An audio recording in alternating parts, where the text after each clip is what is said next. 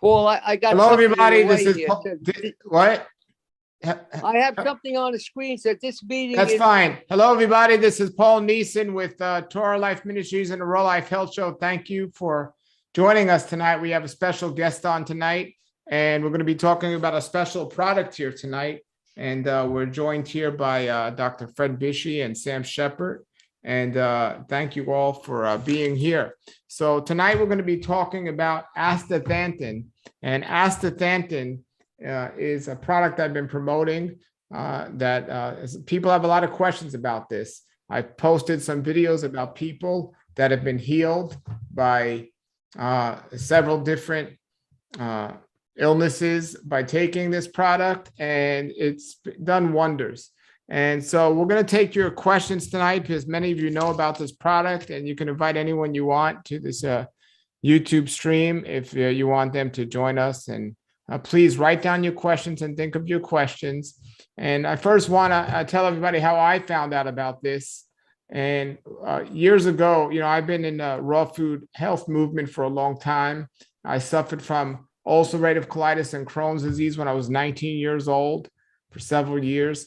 And I actually lived right down the block in Staten Island from somebody who I didn't know. And I was writing a book after I got healed from my ulcerative colitis with the raw food diet. I was writing a book and I was interviewing long-term raw foodists. And my phone number at the time, I had a particular phone number. There was one digit off on my phone number, and it was this fellow's phone number. And he lived right down the block from me, and I didn't know who he was. And he was a person that had been eating a raw food diet for like 40 or 50 years. And I was like, wow. And he's right down the block. So I went to meet him. I interviewed him for my book, and we got to be great friends. And we've traveled the world together interviewing people. And, over the years, whenever I speak to somebody and I just have to double check something, or if I don't know anything, basically he's my mentor. He's a father figure to me. And he's, I don't want to use the word guru, but he's a health guru on every aspect. Anyway, years ago, we were talking about cancer and the testimonials people were having with the raw food diet. And he told me about astaxanthin, a product which is an algae. It's a red algae. And he told me about such amazing, great healing benefits with astaxanthin. And I didn't know much about astaxanthin at the time, but it's apparently quite well known in the health community. Well, not all astaxanthin is the same. Fred was sure to say, you have to get this one by Valasta. You have to get the one by Valasta. And, we all get busy, and I didn't really have time to look into it. It was on my list. But a little while after that, a friend of mine, Zach Bauer's wife, got cancer. She had mouth cancer or throat cancer. And I told him she should get this product. And so she got the product. And unfortunately, some time went by, a couple of months went by, and she passed away. And he called me up and he said, Paul, I just want to let you know that my wife did many things. But the one of the few things she did that I know works, and if she would have taken it earlier, I feel she would be alive today, was the astaxanthin, and him and his family were going to continue to take it. So that was all I needed to know. I got the product. I started taking it, and right away, I actually noticed a difference in my health and my energy, and just it's a wonderful product. So I started to tell a bunch of people who I health coach about this, and I got nothing but testimonials, great testimonials of healing success. And so I'm a big believer in this product because Fred's been using it so long with his clients, and he got all these testimonials. I have these testimonials. So I'm really excited tonight because tonight I have Fred Bisci and also Sam Shepard, who's the inventor of this particular Valasta Astaxanthin. And I have many videos with Sam on my website and a few with Fred, but a lot of people have questions for me, and I wanted to open it up tonight where you could ask your questions directly to them. So that's what we're going to do. But first, I want to hear from Fred and then Sam, and then we'll open it up for some questions. And please, if you're watching this, this is really important. If you know anyone who's sick, If anyone has anything from cancer, arthritis, or anything else, give them this link, share the link with them, because this is their opportunity to ask some really questions by two very knowledgeable people. So Dr. Bisci, let's talk to you first. You, how did you first hear of this? And tell us a little about the testimonials you're seeing from this product. All right, Paul. Well, I was out in, a number of years ago, I was out in the state of Washington traveling, giving lectures. And I was out speaking at a church out there. And I was talking to a gentleman after in the audience, and he told me that his brother-in-law had cancer, and he started using this product. And he said that it really helped him dramatically, and he was in remission. So I hear a lot of people talk about different things out there. There's a tremendous amount of nutraceuticals out there. In social media, people making all kinds of claims, and some of them have validity, some of them have no validity at all. And I was, I'm always interested when people make claims like that. And sometimes, people don't really understand, the marketing of products and how it could be a distortion of the truth. So I said to the fellow, wow, that's a pretty amazing. And I said, you sure it helped him dramatically like that? And he says, absolutely. I asked him what it was, and he says he eats chocolate. So when he said he eats chocolate, I mean, I didn't want to laugh in the guy's face, but there's a lot of misinformation about there of the antioxidant properties of chocolate, which it does have. A lot of people love chocolate. It does. There's a couple things in there that could sharpen your mind and give you some energy and things like that. So I really didn't pay that much attention at that point. But then I came home, and a couple of months later, a friend of mine's a pastor in Queens, and he called me up and he asked me if I ever heard of it. And in the beginning, I actually forgot what that fella had told me out there in Washington. I said, oh, yeah, I heard of that. He said, well, the worship leader in his church had cancer, and she took it, and it helped her dramatically. So I says, can I speak to her? So I got on the phone with her, and, she was a sharp young lady, and, she understood her disease and everything. And she made it very, very clear that it wasn't, it definitely was the product that helped her, because a lot of times people, they come to conclusions. Sometimes they might not always be correct. So I said, I have to look into this. So what I did is I got Sam's phone number. I called him up, and I spoke to him, and I liked what he said. That doesn't always happen with me, to be perfectly honest with you. And he said he was going down to Washington, and he was renting a house down in there, and, he was going to be speaking down there, and he invited to me to go down there. And I had a fellow that was working with me at the time, and we went down there together, and I spent 2 or 3 days with Sam. I went and heard him speak and everything like that. And it was, it's really, the way he handled it was very, very convincing. And, he's a scientific guy. And it's at the lecture, I remember there was a lot of people at the lecture, and there was a number of doctors in there. And I remember there was one doctor sitting next to me. He was kind of, scoffing at everything. He said, what's this all about? What is this, some hocus pocus or something? He had a pad with him, and Sam started to speak. And all of a sudden, the guy took out his pad. He started keeping notes. He said, well, I have to look into this.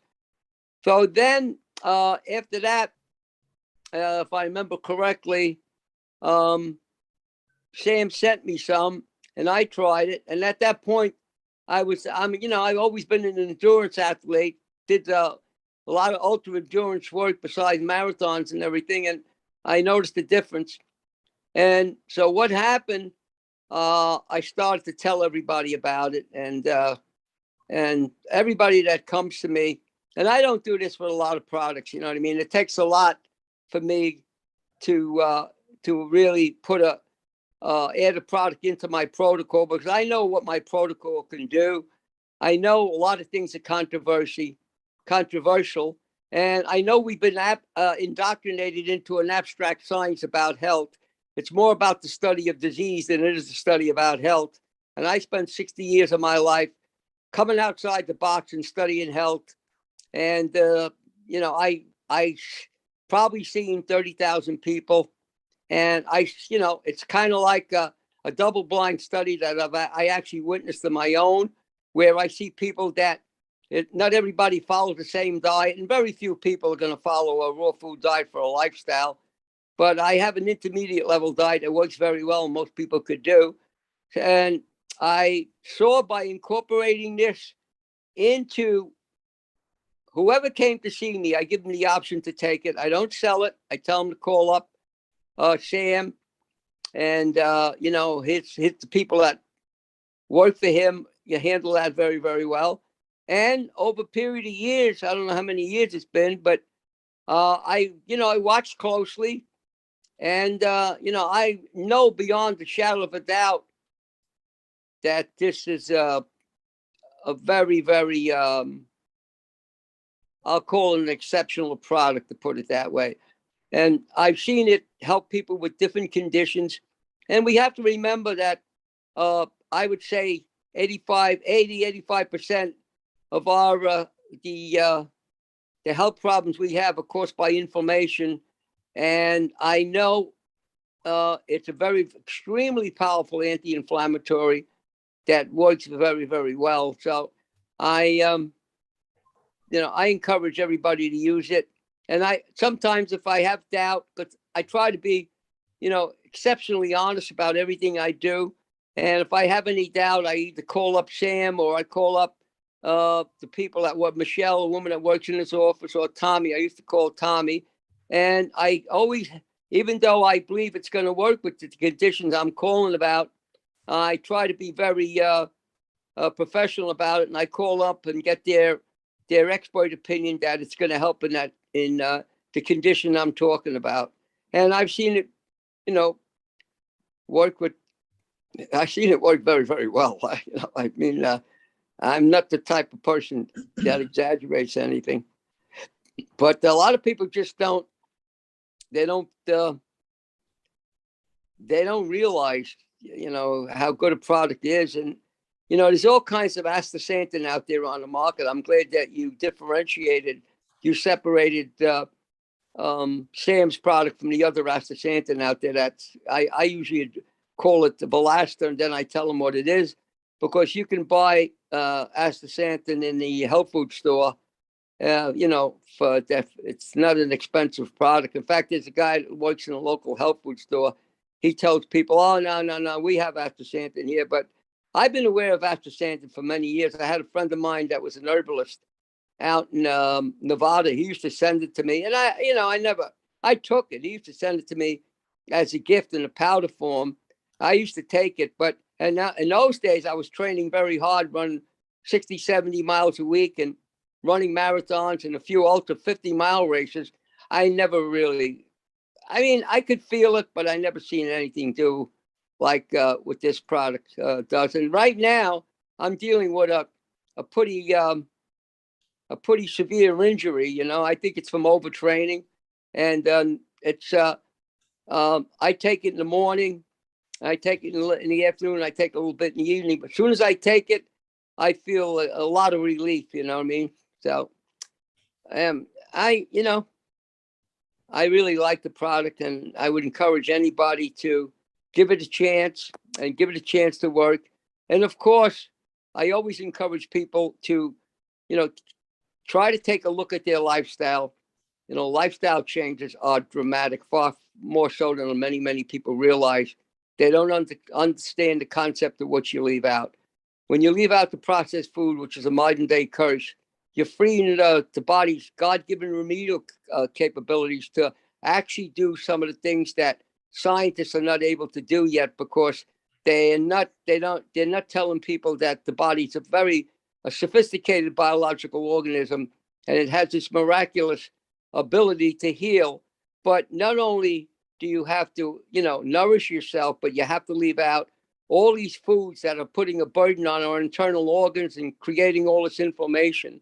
And so I always encourage people to do that too, but with that, I always encourage people to incorporate the astaxanthin and into whatever I tell them to do. Wonderful, wonderful. And I want to let everybody know this. Fred Bisci is 91 years old, everybody. 91 years old. So he's been doing this a long time in this health field, meaning a lot of people seeing a lot of products. And, you know, like I said, many of them don't meet his standard, but this one does. So thank you for sharing. I'm actually 92. I was born at home. So I'm legally 91, but I was born at home. They didn't register my birth. 1 year, you know, I'll settle for 91, but I don't want anybody to think I'm not telling you. You look good for as old as you are. Yes. Huh? I said, you look good for as old as you are. Thank you. So, okay, everybody. So now I want to introduce Sam Shepard, who's the inventor of this product. And by that, I mean, he didn't invent astaxanthin, but he invented the way to get it in this form where it's more absorbable for our bodies, from the company Valasta. And Sam has a very interesting story, because I'll let him explain it a little bit more. But Sam suffered from bone cancer, amongst other things. And it was ultimately this product that helped him get better. And so, Sam, why don't you introduce yourself and tell everybody what the difference is between the Valasta and just normal astaxanthin down there. And then everybody, if you have questions, we already got questions coming in, but if you have questions, please write them on the side. We'll answer your questions. So welcome, Sam. Thank you for joining us. Thanks, Paul. I was trained as a chemical engineer with a master's in biochemical engineering. So most of my 40 years of existence has been in research and in the development of processes and techniques. And most of you probably know my story. I'm only the discoverer. This astaxanthin is made by God out of an algae. So it's been around for eons of years. It's just that we didn't know. So in 2003, I was diagnosed with a cancer called polycythemia vera. I had to be bled to stay alive every month. I was phlebotomized. And I did that for about 4 years. And that gets a little old after a while. And I decided if somebody could figure this out, I was gifted with a lot of tools that I could probably be one that could figure this out. So I started with nature. There had to be some animals or some sort of plants or something that didn't get cancer. And I was going to start at that point. Why were they successful in not getting it? So I found 5 animals: salmon, pink flamingos, sharks, elephants, and naked mole rats. And we took tissue samples from those, and we found that astaxanthin was contained across all 5 of those species. So I began taking it. I was actually eating the algae biomass, the actual algae, red algae. And dosing, I knew that it was 3.8% in the astaxanthin, so I knew how many grams of the dry biomass I could eat. So I started out at 4 milligrams, and my phlebotomies got pushed out after about 4 months. My hemoglobin, the slope of the climb out of my hemoglobin wasn't as great. So I thought, well, that's good. It's statistically not significant, but so I decided to triple the dose to 12 milligrams. And when I did that, my phlebotomies got pushed out to once every 4 months. Now that was significant. So now I had 2 slopes of the curve. I could calculate how much do I have to take such that I'd never have to be phlebotomized again. It turned out to be 96 milligrams a day. I started taking 100, and my phlebotomies ended. And in 2015, I was declared cancer-free. I spent 8 years being a skeptic and trying to figure out what in the world happened. I was one of science, not of snake oil. And this was so dramatic that it really stirred me to the point to figure this out. Took me about 8 years. I began to give it to family and friends. Their cancer, arthritis, their Parkinson tremors went away. So I knew that we had something here. And when I got into the biochemistry of it, I knew that when I ate the biomass, I could do 100 milligrams a day and my phlebotomies would end. When I saw it on the shelves in the Walmarts and the Costco's, I decided to go ahead and start that. And when I started that, in about 2 months, my hemoglobin began to climb out. And if anyone has ever had cancer, the fear of going back to that is always on the back of your mind. So I kept increasing the dose. And I got up to 880 milligrams a day before I could turn it. So if I was eating the biomass, I was only at 100 milligrams a day. If I used the material out of the Walmarts or the Costco's, I had to take eight times more of that to get the same effect. So I knew there was chemically a difference. Now I had to figure out what that difference was. So when I did a mass spec of the biomass, I found that the astaxanthin was in 2 forms inside the algae. It was in a glucose form. It had actually a glucose molecule attached to it. It was also in what's called a liposomal form. It had a fatty acid attached to one end of it. So in the process of extracting the astaxanthin from the algae to get the product that they currently sell at Walmart, they cracked the glucose off of that astaxanthin and you got the pure astaxanthin. Pure astaxanthin was not as absorbable as the glucosidic form of that astaxanthin. So I figured out how to reattach the glucose back onto the astaxanthin. And when I did that, I filed for a patent. And in April of this year, we were granted the patent for using astaxanthin for the treatment of inflammatory diseases. That was a game changer. The NIH has well over 1,000 peer-reviewed articles on it now. They have come to the same conclusion. As a matter of fact, there's a paper it was written in August, but the NIH has released it this month, where they confirmed that astaxanthin stops the cytokine storm, the inflammatory response from COVID. It interrupts what's called the interleukin-6 inflammatory response. It's much stronger than ivermectin and most anti-inflammatories that they're currently giving, plus there's no side effects. So that was also a pretty substantial game changer. So people that are taking the Valasta are not seeing the inflammatory response. And that's what kills people. It's not the virus that kills people, it's the inflammatory response from the virus. For some reason, and I think I know why, but for some reason, this virus ramps up interleukin-6, which is the inflammatory response, and it cuts back interleukin-10, which is the brakes to the inflammatory response. So here we have a Porsche gas feed pressed to the floorboard, racing down a highway headed for a brick wall, and there's no brakes. And that's why people are dying of COVID. And all of these variants operate the same way. So when we began to apply it for those reasons, what we found was there's 4 free radicals that cause 92% of inflammatory disease: superoxide, singlet oxygen, hydrogen peroxide, and hydroxyl free radical. Now, why this becomes important in age onset is when we're younger, we can get away with a lot because our bodies produce an intracellular antioxidant called glutathione. So we develop bad habits and we eat wrong. We do some pretty weird things. We can drink alcohol, we can smoke cigarettes, we can eat pizza, we can stay up late. We're raising children, we're under high stress.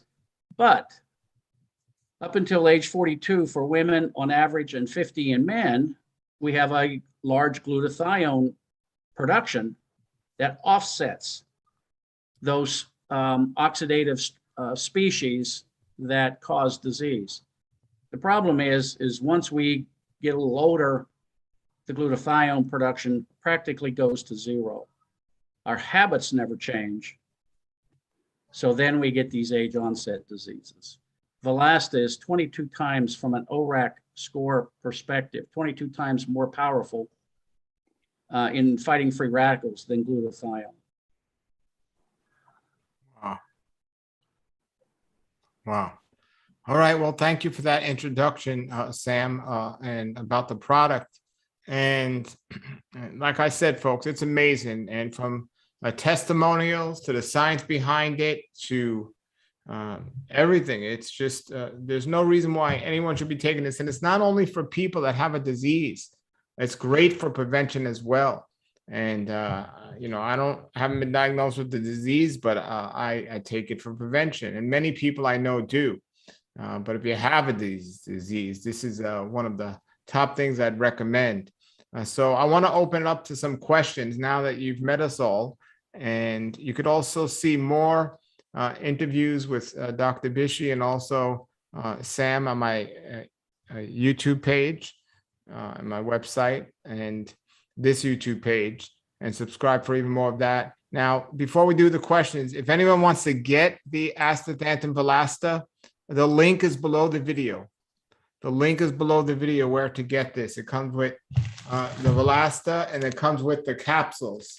And this is another amazing thing because there's a lot of machinery involved in the cheap form of astaxanthins that you could buy in the store. And I don't know to what degree it's heated or what the process is, but they just sell it in capsules. Well, Sam has it here, and you squirt it in the capsules yourself. It's a very easy process how to do that. You don't have to do that, because I know that's one of the common questions I get. Do we have to use a capsule? No, you can just squirt it in your mouth as well. But the capsules come with it in case you want to do that. And I send this here when you order this. This is just another brochure that comes with it. But I just want to tell you this before we take questions. It's the most powerful antioxidant, the strongest carotenoid known, 16 times stronger than lycopene, 49 times stronger than carotene, 800 times stronger than coenzyme Q10, 3,000 times stronger than resveratrol, and 6,000 times stronger than vitamin C. 6,000 times stronger than vitamin C. It's just absolutely amazing. So I do see some questions here. And again, if you're watching and you want your, somebody that should see this, please send them the link, because we're here now answering questions. The first question somebody asked is, and either one of you can answer this, has anyone tried this for fibromyalgia? That's basically the question. Yeah, I can start. I can answer that question if you want. Yes, I've had a lot of people come to me have fibromyalgia, and I've seen them take it along with the diet, and it works very, very well. I recommend people try it. Yeah, likewise. We've got several hundred people taking it for fibromyalgia and lupus, and the results are pretty astounding. I get shocked when these people call up and their symptoms go away. Their ability to get up in the morning, for example, pain-free, and any autoimmune disorder or disease is caused by those 4 free radicals. And if we can knock those out, which is what astaxanthin does, these diseases really get de minimis. Wonderful, wonderful. Another question is for Sam. I read him recommend 1 day fasting a week. Valasta is supposed to be taken with food. Should we continue taking it while fasting? Yes. Fasting seems to do a number of positive things. I'm not into fasting for 30 days or a week or anything like that. But if you can make fasting a part of your routine once a week, it seems to reset even your glucose channels. It has a tendency to make absorption of food much more efficient. And you'll probably notice a weight loss. You'll probably notice that you're not hungry as much. So there is a pretty major advantage to fasting. Fred, you've done this for, I don't know, 60 years. But you can take the Valasta on an empty stomach. And it does have olive oil in it. If there's any sort of digestive issues, then you can just stop. But the saturation of astaxanthin in your body has a half-life of 36 hours. So if you fast for 1 day a week and you don't take it, you're still going to be protected when you pick it back up again and start the next day. So what happens if somebody does a 2-day fast or something? Then they're starting from the beginning again? No, you just pick up where you left. The decay rate is what's called half-lives. So in 36 hours, you lose half of the material protecting your cells. The next 36 hours, you lose half of that. So you're now down to 25% saturation after 72 hours. So at that point, you can take it as long as it's not going to cause a digestive issue. Some people take it and just squirt it in their mouth and go on. The capsule seems to work better if you're fasting. The way that we started this about using food was for retention time. And most of the people that we deal with are elderly. So it's easier for them to remember to take this every time they eat. So that was one of how we started that whole protocol. But we've got people taking it on an empty stomach and it's fine. Okay, so yeah, Fred, Sam, I have no trouble taking it on an empty stomach. I have no trouble whatsoever. And I've taken it on short fast. I don't see a problem. I mean, if you're going on a long fast, I don't think it's going to be a problem anyway. But, just I don't recommend people do long fasts without proper supervision anyway, because you can cause all kinds of problems. So I don't see it interfering one way or the other with a fast. But unless you got a serious ailment and you're doing a therapeutic fast, then there's specific protocol that I'd recommend. But I have no problems with people taking it on fast, a short fast. Or a lot of people fast, there are people out there that fast 36 hours a week and they take it. And It's not a problem on a short fast. I haven't seen any problems. And I've done it myself, but I don't really see any difference, to be honest with you. now there's a good amount of nutrients here. If somebody takes this, even though they're taking maybe 1 capsule or 2 capsules, are they still technically in a fasting mode, or would that break it?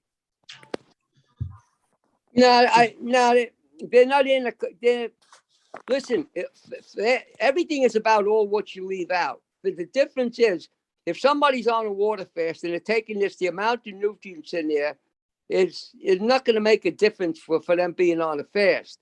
It's just like when you go on a water fast, right? You're leaving everything out. Then a lot of people go on what they call juice fast, which is juice diet. They're still leaving, or people just eat a food fast, which is fruits and vegetables.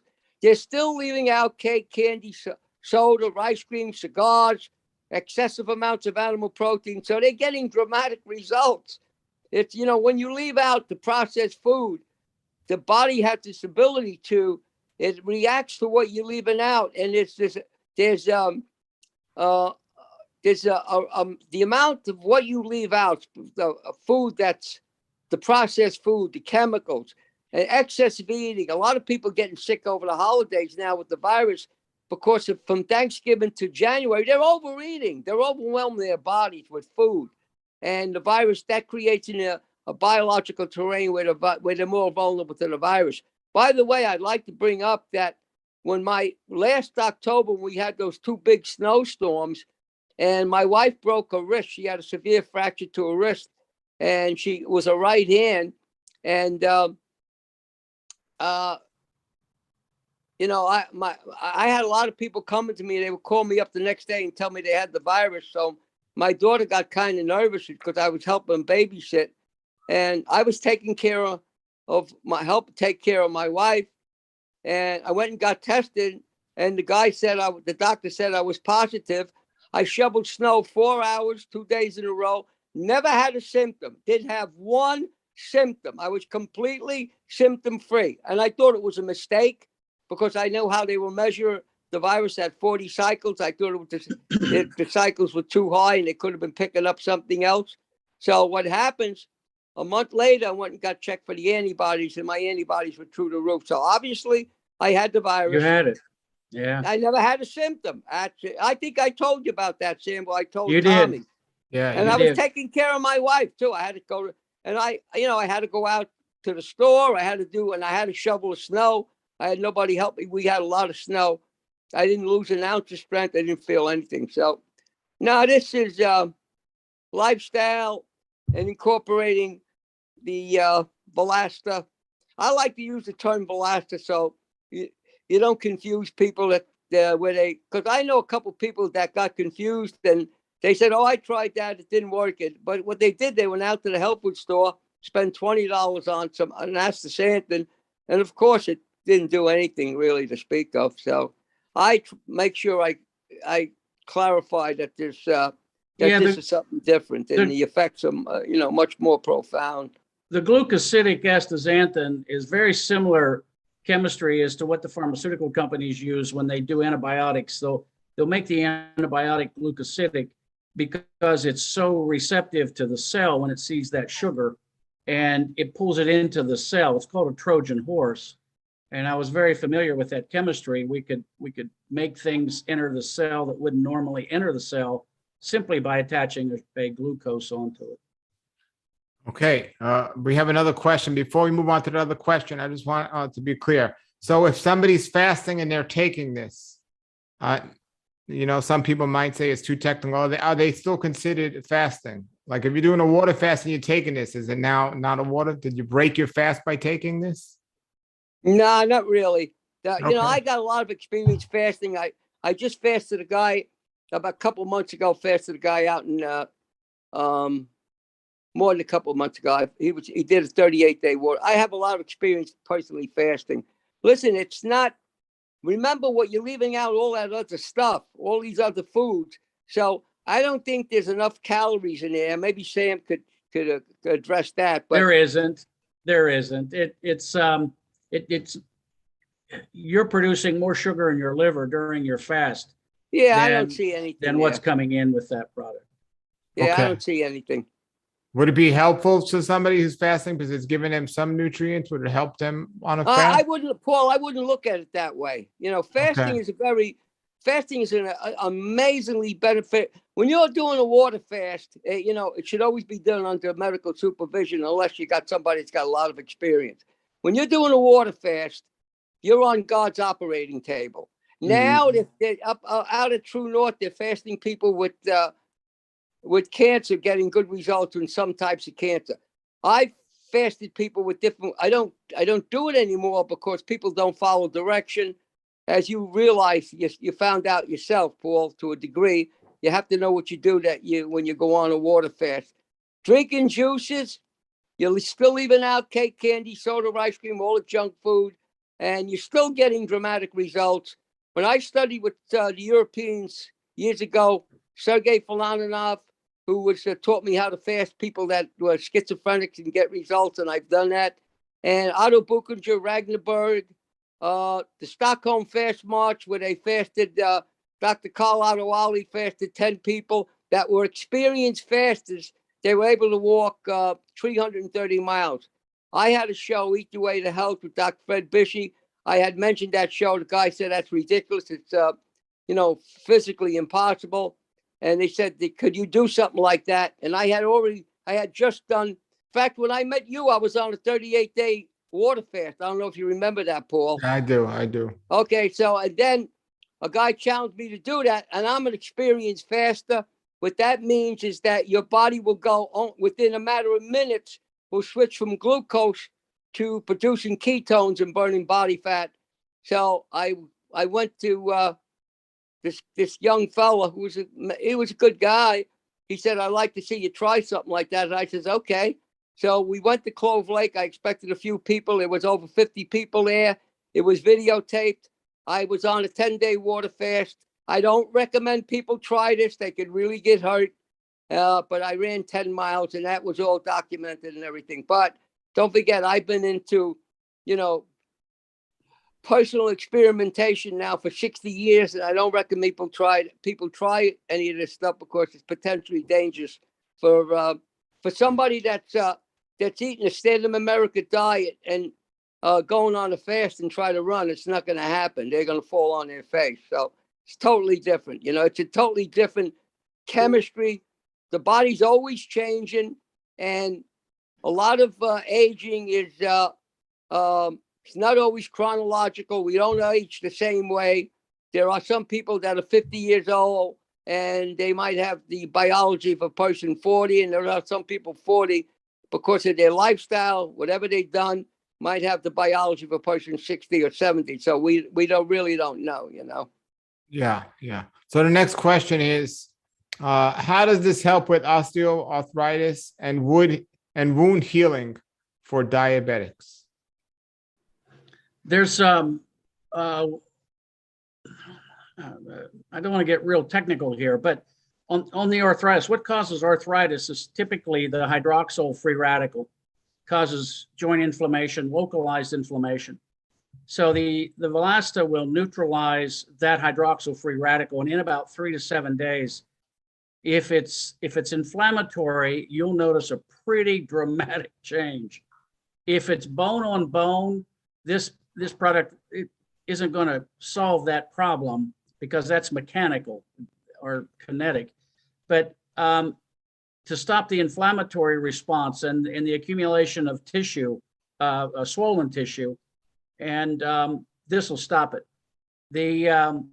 On the wound healing, my own mother, who's 93, is a diabetic, and she had some neuropathy and some open wounds, and we put it directly on the wound, and it cleared up. We see it with inflammatory breast cancer too, where the lesion will actually come out on the breast the size of a quarter, and in some cases, 2 cases in particular, you could look in and see the rib. That's how much had been eaten out. And we did direct topical application using the oil, and they were orally taking it. And the pictures are astounding. Within 30 days, the lesion had completely healed up. Their tumors in their breast had completely subsided. So we know that this is the mechanism of disease. And when we look at the impacts of even a raw diet as an extreme, our ability to absorb those carotenoids that are found in those vegetables has a very similar effect. And it's natural. It's something that we're intended to do. It just turns out that astaxanthin is the strongest one out there. Sure. Okay. Yeah, it's pretty amazing. Okay. So Well, that's amazing. That reminds me, I had a woman that had a hole just like that, and the doctors wanted to operate on. At that time, I didn't know about the astaxanthin, about the Valasta, That's pretty amazing, Sam, really. Woo.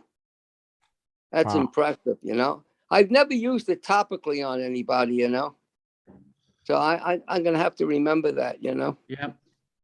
So it works within days.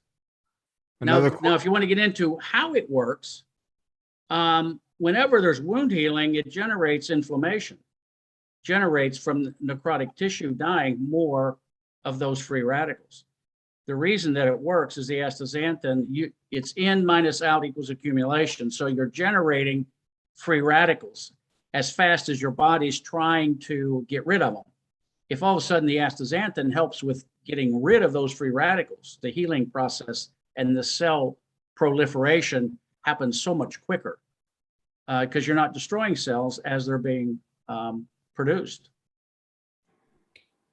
Sam, can I bring up something that maybe you could elaborate on? I've known some people that take that were very fair-skinned people that really You know, when they went out in the sun, they had a tendency to burn very, very easily. And I'm, you know, with my Mediterranean background, Italian background, I'm kind of like an olive skinned person. I can go out in the sun unless I do something really ridiculous and go out there and burn myself, which I've had that during the Korean War. I had some very severe burns.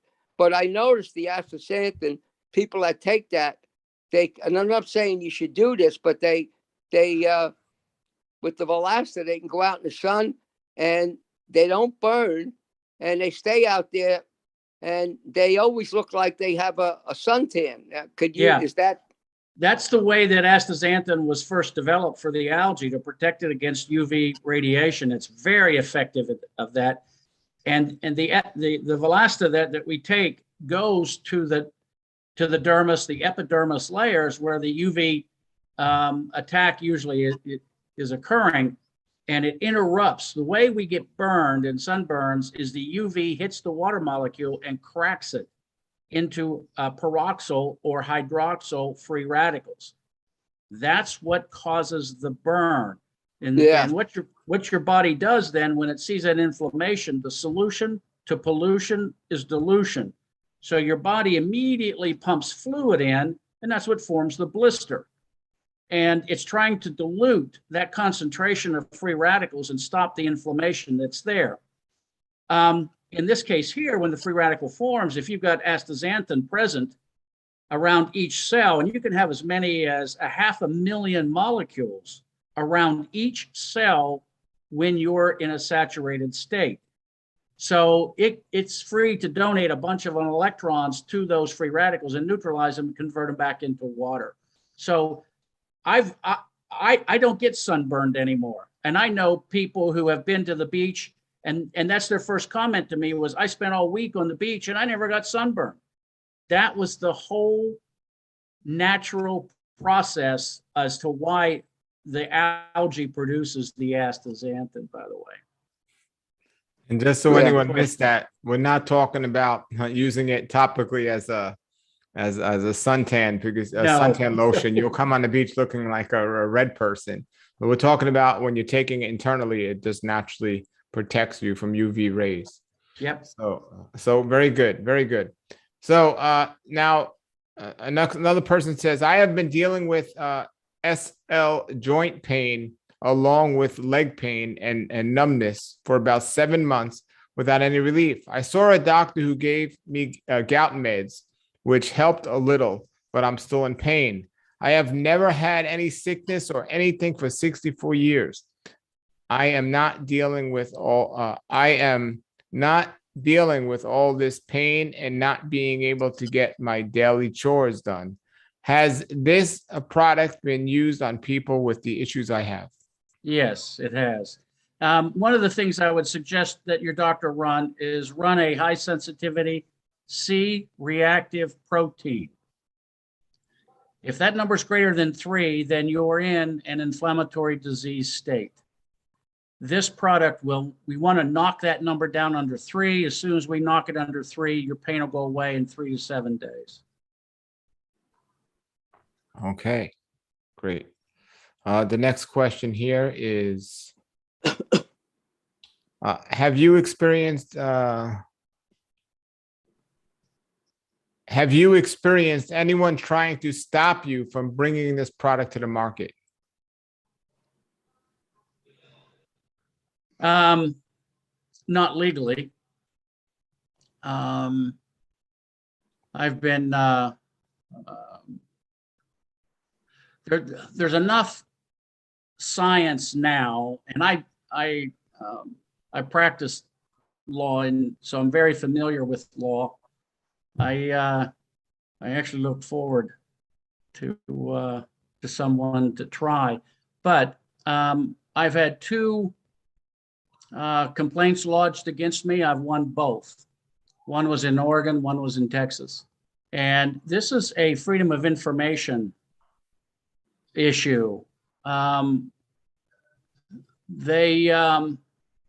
This product has enough research behind it now at the NIH that if it ever went to trial, which it would have to, it would be shot out.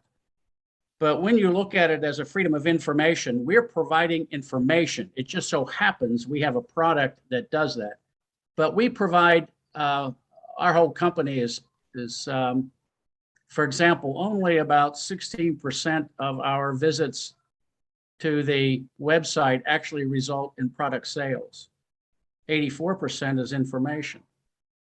So when we got the complaints, and they typically come from oncologists who their patients refused chemo or radiation in lieu of this product, they were cured.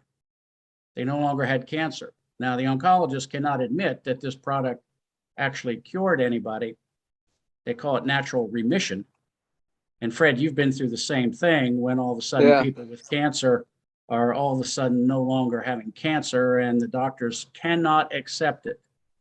So, and unfortunately, they don't understand the biochemistry as to how this works. The doctors that are now accepting it, and I have some oncologists that are now on board with this, where they leave their office, give them this brochure, and they say, try this for 30 days before we do chemo or radiation. But they have to leave their office to give it to their patient. How bizarre is that?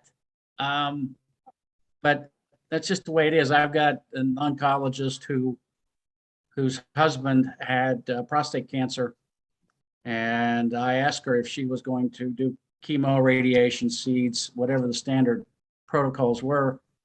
Her comment to me was, nobody in her family is doing chemo or radiation.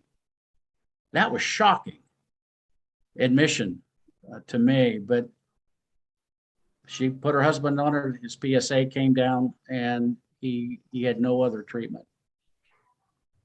Okay.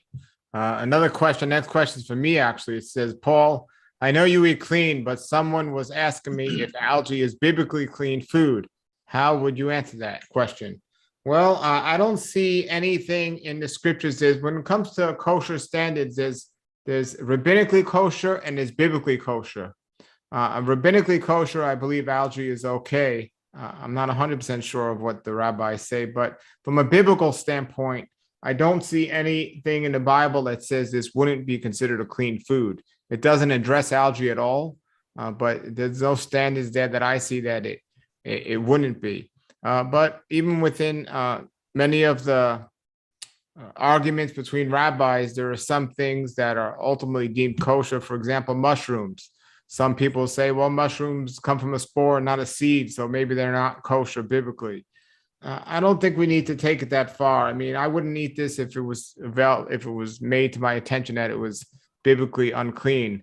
To my knowledge, it's biblically clean food and okay to take. Algae is the smallest plant, photosynthetic plant. Mushrooms are not. Mushrooms are not photosynthetic. The way that I understand it also is that if it's photosynthetic based, you can get into the science of kosher, but most plants that are green are photosynthetic. They're fine. And algae just happens to be, because of its size, the smallest green photosynthetic plant on the planet. Okay, that answers that question. Thank you. Good question. Another question is, if you use astaxanthin for a long period, does it get less effective? It gets less effective because what it reacts with is going away. So its effectiveness is directly dependent on what your oxidative stress condition is. If you reduce your oxidative stress condition, you can cut back on the amount of astaxanthin that you can use. There is no biological resistance, which I think is what he's driving at on the question. There's no biological resistance to astaxanthin. It's like, do you get a biological resistance eating too many carrots, eating too many apples? This is a food. So it's not like a drug or a chemical that your body has to produce weird enzymes or pathways or toxic protocols to get through your liver. This is not one of those. Okay. The next question is, have you guys considered making a mini version of your product, such as 100 doses?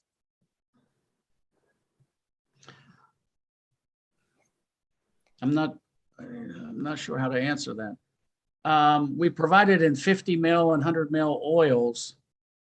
I wonder if he's asking the question based on economics. We don't do it off economics. We do it off of dosing and disease state. So I'm not sure how to answer that, Paul. Okay. Okay. If you want to re-ask that question more specifically, we can address it. The next question is, how is testosterone as well as libido affected by this substance? I saw a guy on Reddit claiming that astaxanthin made him lose his libido permanently. Yeah, I'm familiar with that also. That's the only case that we know.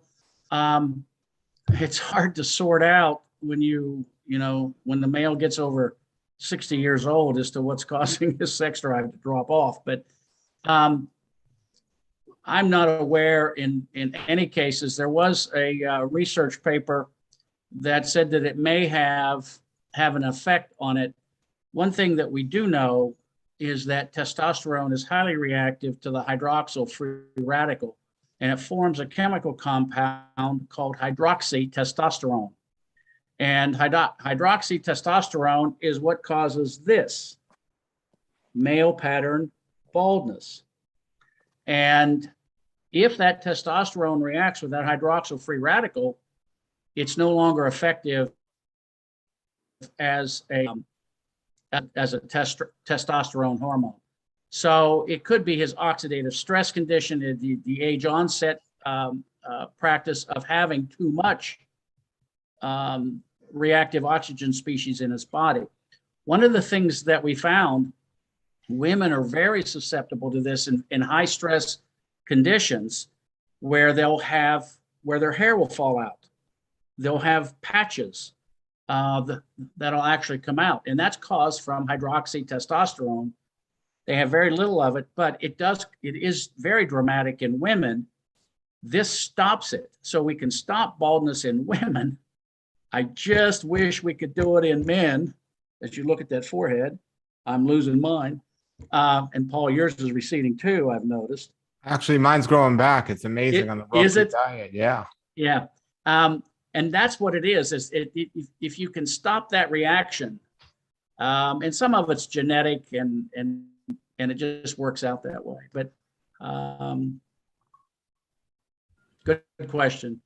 Good question. Yeah, actually, I was losing my hair at a young age, and the more I got into the raw diet and eating the way Dr. Fred Bisci recommends, because I was overdoing when I first got into it. I was definitely overeating. But as time went on, a lot of people always ask me what I do to get my hair back. Those that saw me in the old days and old videos, I followed Fred Bisci's guidelines and books. And before I go to the next question, there was a question later on: does Dr. Fred Bisci have a book available with information? I definitely recommend anyone who's suffering from any disease to do a consultation with Dr. Fred Bisci, and he's the best out there when it comes. His book is great. His book is great. Fred, Yeah. What's the best way people can get your book? Well, Paul, before you even make an appointment, the best thing to do you can order the books I've written are on Amazon. Eat Your Healthy Journey. It's $14.95 on Amazon. It's definitely an easy read, and then they can decide if they want to come to see me. But reading the book, I find a lot of people find reading the book very, very helpful. Absolutely. Yeah, it's a great book. It's great. Dr. Bisci's been telling me things for years, and it's what I've learned in years is right there in his book. You can read it in one reading. It's really amazing. And an application, putting it to the test, it just adds to it. So the next question is why isn't they said Valasta Astaxanthin or Velasta available through more distributors? That's their question. If a distributor would call in and we started out with 0, and I think we're up to over 22 distributors. We're in all 50 states and 10 countries now with this product. What I would suggest is that you call in and talk to Michelle or to Tommy and see where your region is, and see if we don't want to overlap distributors. But I would just suggest you call in and see what's available. Okay. The next question is I can't pronounce the word. Is it hard to grow your own Hemiatoll colloquial? Hematococcus pluvialis? Yes. It is. I grew it in the old Intex blow-up pools from Walmart. That's what I ate. But I got very, very good at it. My life depended on being very good at it. And as a matter of fact, I got so good that there were 22 of us that were selected by DARPA under the Department of Defense to grow algae for JP-8, Jet Petroleum 8, for high altitude aircraft in San Diego. I was the only member of both teams, the General Atomics and the SAIC team, to develop this in 2 separate pathways. And I have 8 algae growing patents that I came out of that with, and those technologies are used throughout the world now. But it is difficult. Okay. The next question is, can a high fruit diet be okay with Velasta, as fruits are high in sugar, even though natural? And I think they're 2 separate subjects. I don't know if a fruit diet versus I don't think the Velasta makes a difference. I think it's a separate question, but it is. When I see somebody in a disease state, I ask them to cut out fructose. Fructose is a poison. It's not metabolized. It's the primary cause of LDL cholesterol. It's not something that we can use. Glucose, even though it's high glycemic, is still the sugar molecule that's used. The real key is you can eat as much fruit as you want and as much fructose as you want, as long as you keep your C-reactive protein less than 3. If you see your C-reactive protein creeping up, putting you into an oxidative state, or if you've got fatty liver disease, cut the fructose out. No sugar. Sugar is 50% glucose, 50% fructose.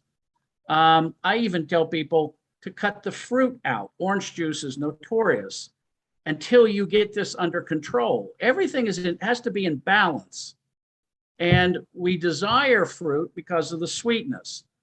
The apples that we eat today, and I got into this with some Messianic folks up in Oregon, where I had mentioned that you should cut fruit out of your diet. And they said, wait, the Genesis diet states that we should eat fruit.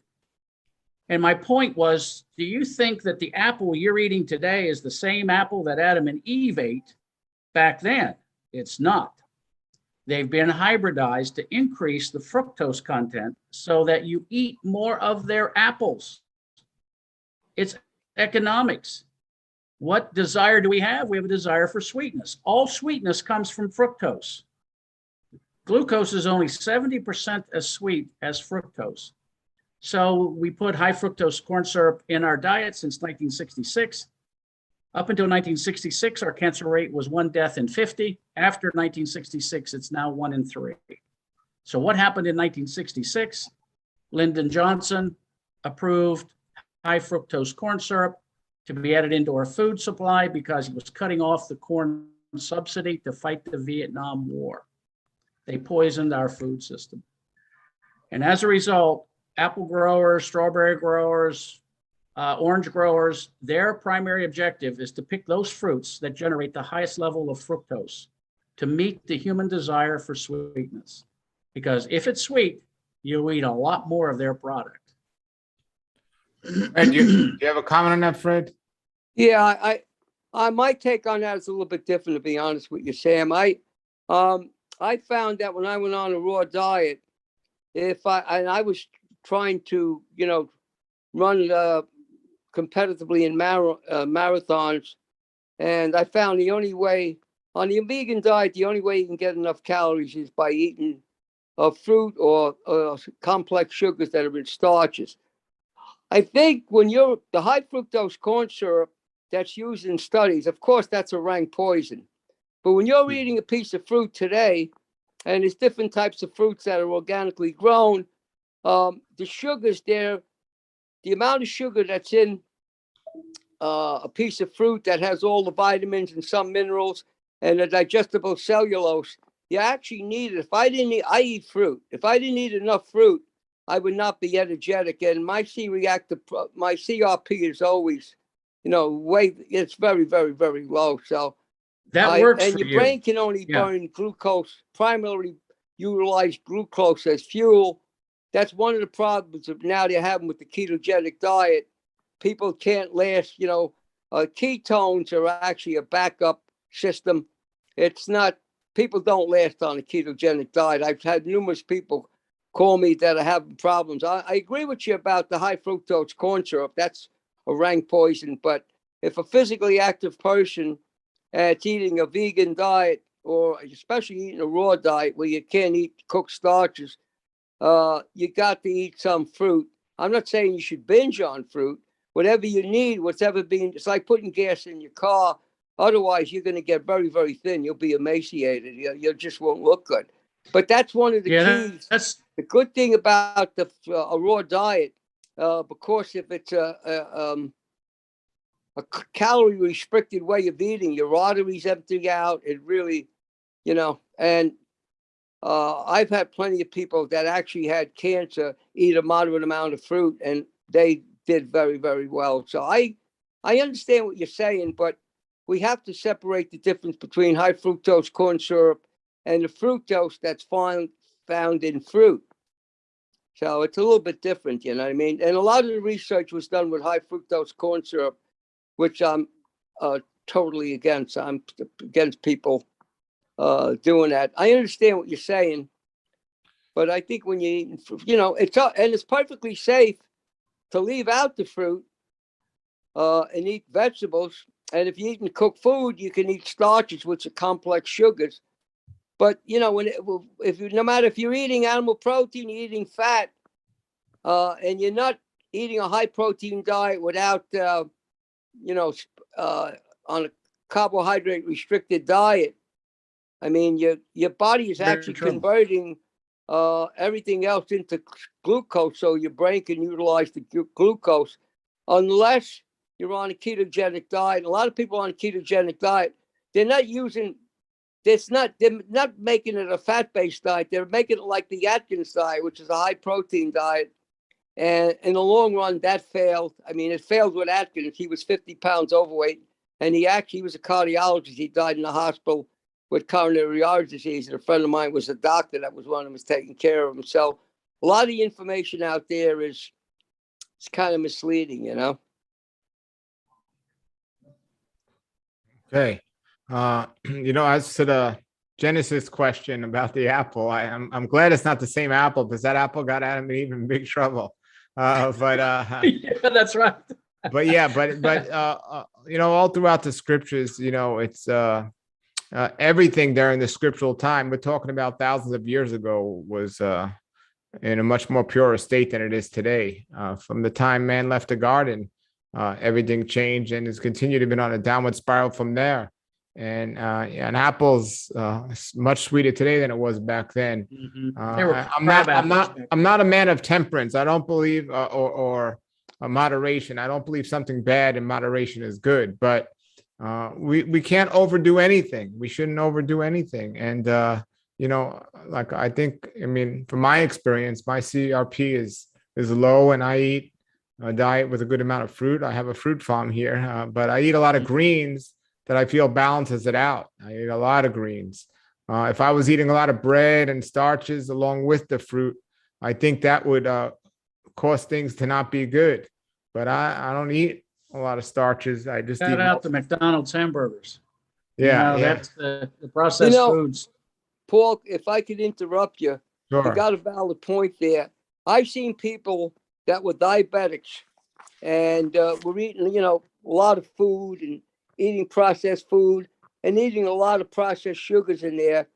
And as soon as they add fruit into their diet, their blood sugar will spike. It'll go up. So, but if they eliminate the processed food and start to eat a healthy diet, especially with a vegan diet, which I'm not against people eating a moderate amount of animal protein, but I think it's obvious now what has happened with all these guys who were Mr. Olympia and all these great bodybuilders. They're all dying young and running into real serious problems by excessive amounts of animal protein and steroids. But what happens is that, if you're a diabetic and you add fruit into your diet without changing your diet where the sugar that you're getting in fruit, your blood sugar is definitely going to go up. There's no two ways about it. That's why I tell people, if you want to eat some fruit and you're diabetic, I suggest that you change your diet where that fruit is going to be consumed into in the Krebs cycle, creating energy. So Yeah, I've got currently probably 20 to 30 children ages 9 to 16 that have non-alcoholic fatty liver disease, and it's all from sodas, sugar sodas. It's all from what? From soda? soda. He said Yeah. soda. Yeah, Sugar I sodas. believe that 100%. that's a can of 100%. processed sugar. Yeah, but it's the processed sugar is probably the worst thing.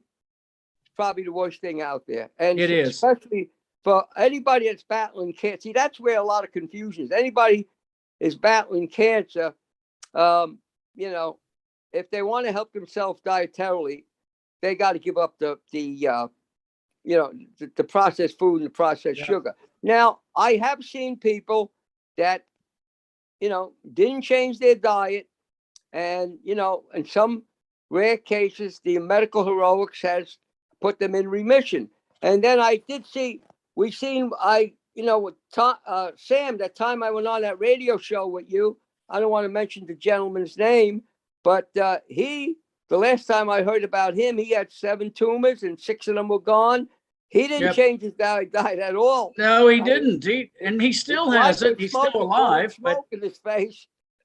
But you know who I mean, right? I do. I'm still in contact with him, and he's still, after 3 years, he was given 4 months. I know. I remember that. and he's still shows alive. how powerful the Velasta is. Oh yeah, it's very forgiving, and he's still around. Yeah.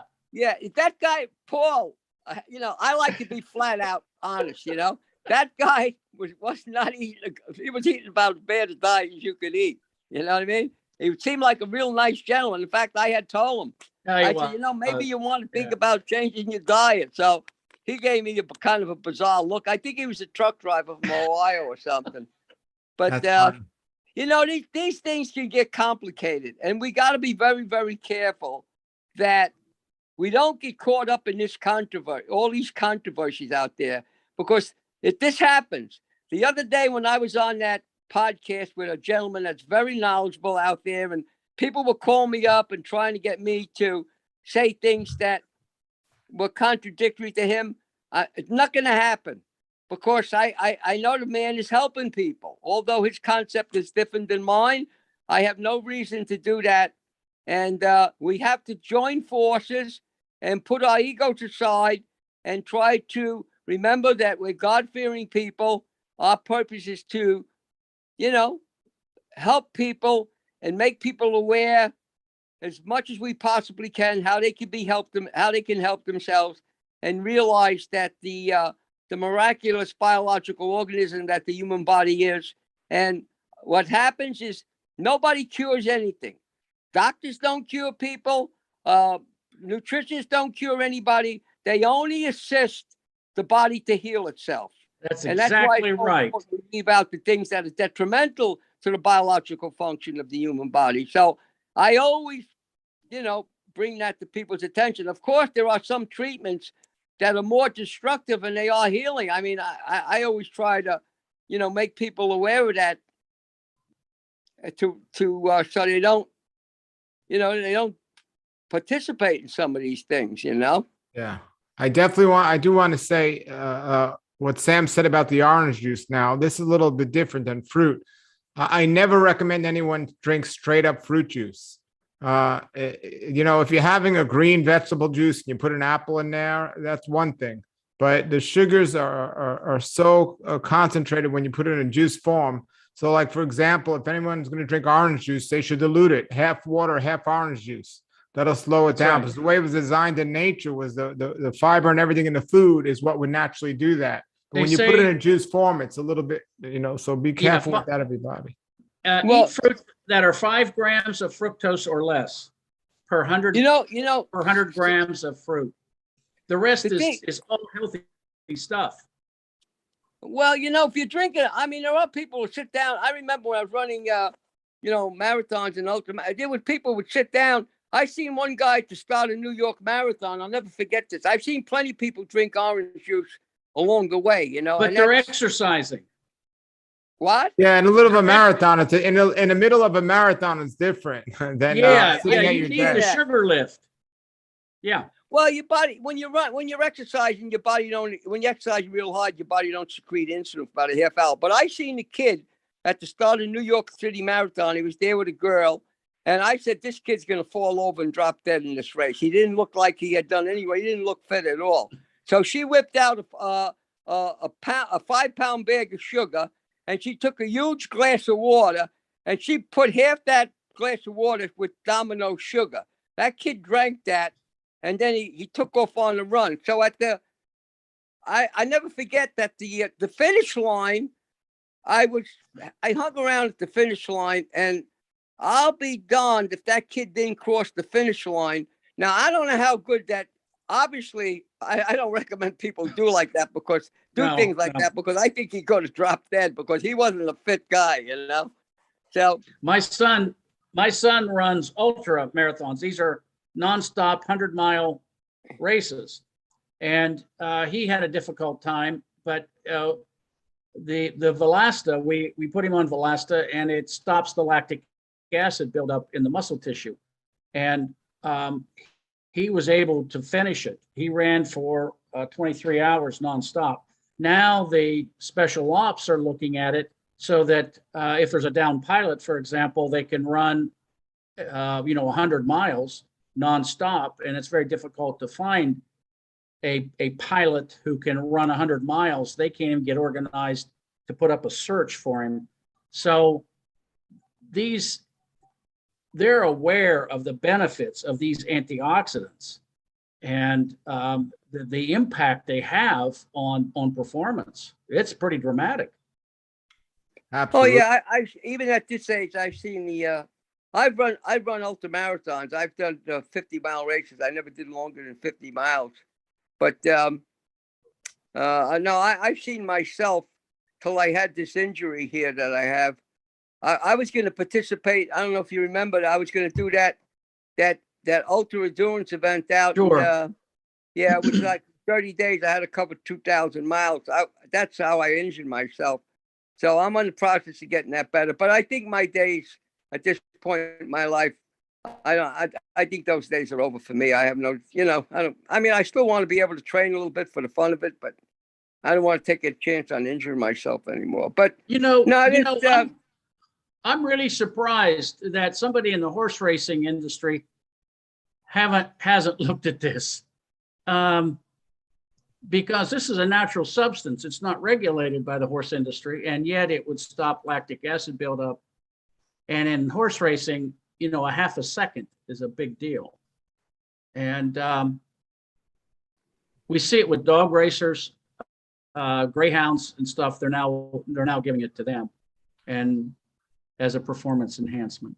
I don't see why it wouldn't work without hurting them, Yeah. By the way, everybody, Valasta is great for pets as well. So if anyone has a pet that is having any issues or just for prevention, Valasta is great for pets as well. How would you give this to a pet, Sam? The way I do it is I put it in a capsule, mix it with peanut butter, and my dog eats it. My dog had anal gland cancer 3 years ago, and they gave him 3 weeks.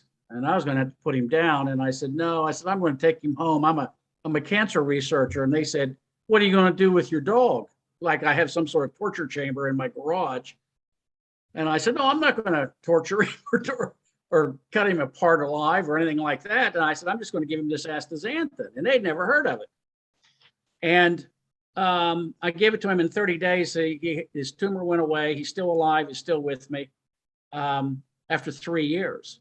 So that was an eye opener. That's actually in the discovery or the video that we're doing right now. He's highlighted in that video as one of the cancer survivors on the animal side of this.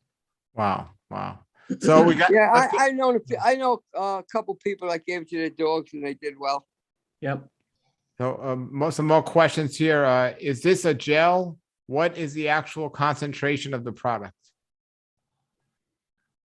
The actual concentration in the oil. Yeah. It's I believe it's 6% is the total concentration. So in the 50 ml bottles, there's 3,333 milligrams of astaxanthin. In the 100 ml, there's 6,666 milligrams. So that's 6.67%. Okay. Another question is, what does Velasta taste like? How many doses should you take a day? And how many doses are in a small and large container? In the 50 ml bottle, there's 240 pumps. In the 100 ml, there's 480 pumps. And each pump is 13.5 milligrams of astaxanthin. So you got to go through a mathematical criteria. Now, when it comes to dosing, we use the NIH formats for dosing. And in this case here, it's 43 milligrams per kilogram of body weight. Let me think if that's right or not. I think it's 43. But a lot of it was trial and error where I used myself as an experiment, trying to figure out how to stop my own cancer. And when we started out with family and friends back in 2013 up through 2015, we did the same thing. We just kept increasing the dose until we got the result that we wanted. And from that, we were able to deduce the proper dosing. Yes. And Jam, oh, go ahead. Yeah. Go ahead first. Jam, what about, maybe you ought to explain about the effect it has on your bowels as far as what kind of a bowel movement you have and the coloring. Maybe you ought to Sure. bring that up. What we do is we dose until we get what's called spillover. And spillover is your stool will be red like my shirt if you've gotten too much and your body can't absorb it. We don't want it to be this red, but we do want to see a red. Don't send me pictures, nothing like that. But we do want to see a red tint to your stool. And the reason is because you're at maximum absorption if there's a little bit spilling over. And this can change daily. Your stress level can change within hours because of the epinephrine, norepinephrine, and cortisol releases from your kidneys, or your adrenal glands. So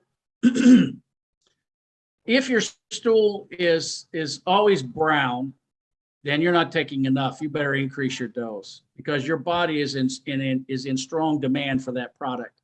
If your stool becomes quite red, then you can back off on the dose. But always remain a little bit red just to make sure that your body's absorbing everything that it can. Okay. And I want to mention, you can get this Velasta. The link is below the video if you want to get the Velasta. The link's below the video. Check it out. The big or small bottle. It's right up below there. Or you can go to rawlife.com, www.rawlife.com. And with the product, I send a form, how to figure out the formula. I send a paper because I've asked Sam this many times, this question, trying to figure, but I simplified it as much as possible to try to figure out the formula of how much you should take. Typically what we'll do is we'll look at your blood work. We'll see what disease you're treating for. We'll look at your body weight, and we'll start out with, and that gives us a starting point. And then if your stool after day 2 isn't red, then we'll start incrementally increasing. Yes. Okay, great. Yep. Yeah. So the next one says, somebody says, I've been on Velasta for almost 3 months, the best investment ever, and I will continue using it. Well, thank you very much for that. It's true. Now somebody says, I went vegan and got sick all the time and cold and malnourished. Now a carnivore, and I'm ripped and thriving and always feel great. No hate, just saying my experience. So there wasn't really a question there, but I could tell you there's many different ways to eat a vegan diet. Somebody could eat French fries and noodles all day and call themselves a vegan. Paul, 3 months on a raw diet doesn't mean anything. So that's one of the reasons why I don't recommend the raw diet for most people. Well, no, he said Because vegan. He didn't even say anything. He didn't say anything about raw. Huh? He didn't say anything about raw. He just went vegan. I know, but even on a vegan diet, because especially if somebody was lifting weights, 3 months don't mean anything. So that's. You've got to know.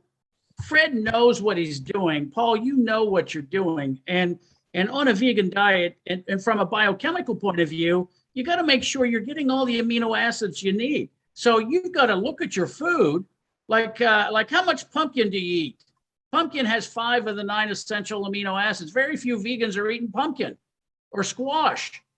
You've got to include these things in that diet, and you've got to be fairly knowledgeable as to what you're doing. And Fred, there's not many people on the planet right now, and I'm not saying this because of your age, but there's not many people on the planet that have the knowledge base that you have for knowing the proper combination and how you get those amino acids. Yeah, I listen, don't get me, I don't want anybody to misunderstand me. I'm not one of those people. I have plenty of people come to me, eat some animal protein, but listen, whoever that person was, God bless him. But if he's truly on a carnivore diet and just eating animal protein, this is not something new. Arthur Saxon, many years ago, was the strongest man in the world. He was had the world's record in the one-arm bench press. Numerous people years ago tried eating a diet solely of animal protein. The number one requirement is not getting enough oxygen, clean air. Number 2 is water. Number 3 is sufficient sleep. And number 4 is not protein, it's getting sufficient clean calories. So if you're eating a carnivore diet and you're leaving out cake, candy, soda, ice cream, and all that stuff, in the beginning, you're going to feel good. But you can't last a lifetime on a carnivore diet. Arthur Saxon died at 41 years old from kidney failure. Numerous people have tried this. I had a friend of mine, I was a competitive weightlifter. When I was 18 years old, weighed 215 pounds. I had people that tried that. They did very well in the beginning. In the long run, they run into all kinds of problems. That's one of the main reasons why a person that has type 2 diabetes, if they eat a diet that's high in animal protein, they end up on dialysis. So that's not scientific. It's just like eating a fruitarian diet. There's people that tried it. I know people that tried it.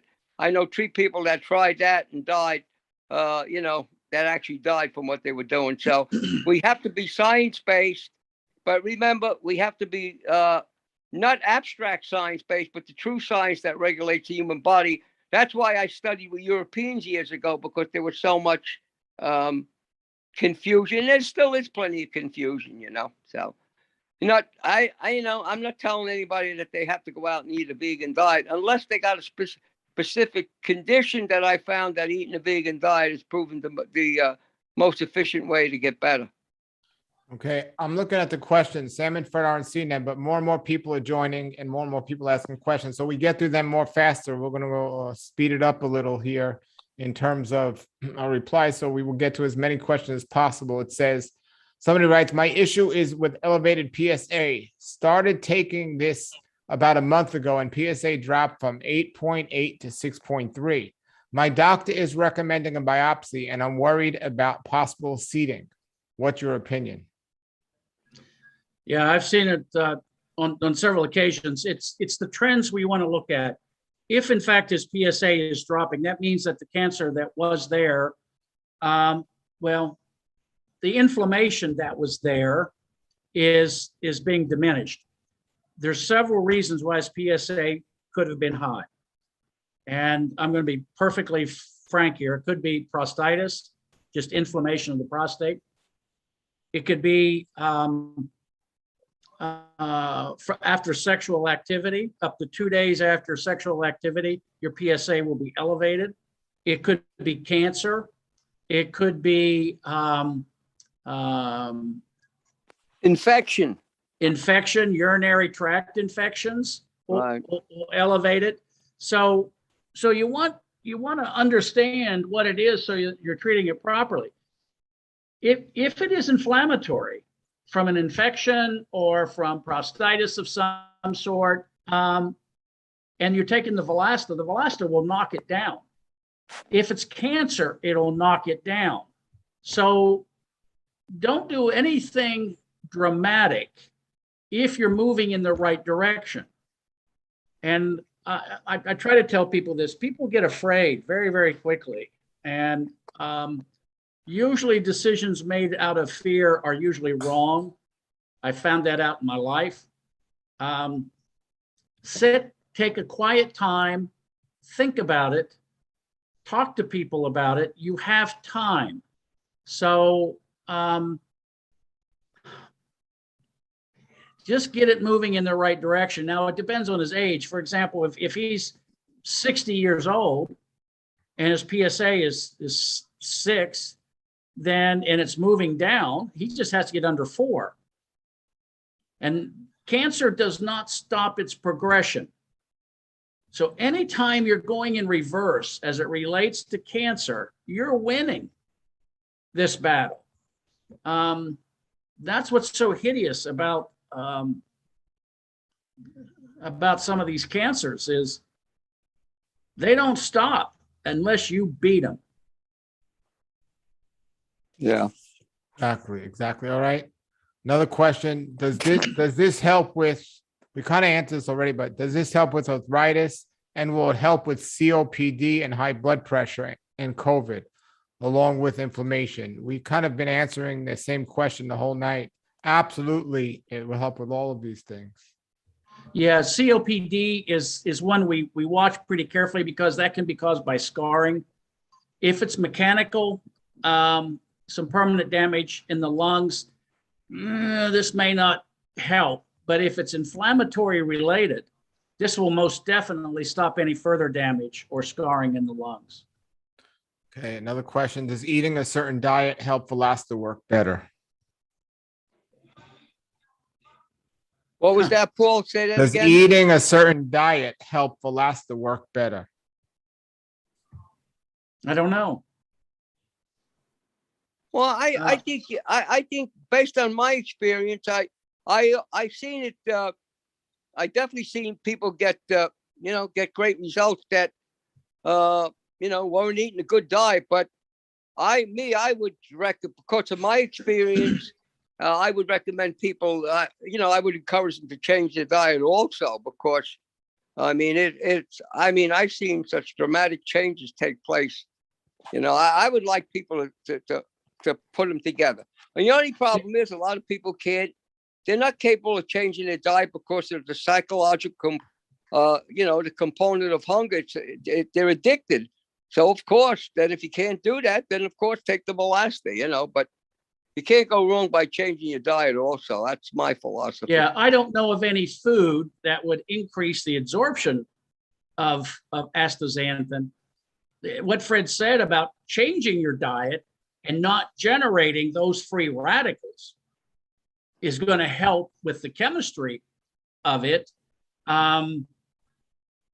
So it's in minus out equals accumulation. If my generation of free radicals is somewhat diminished, I'm going to be disease free.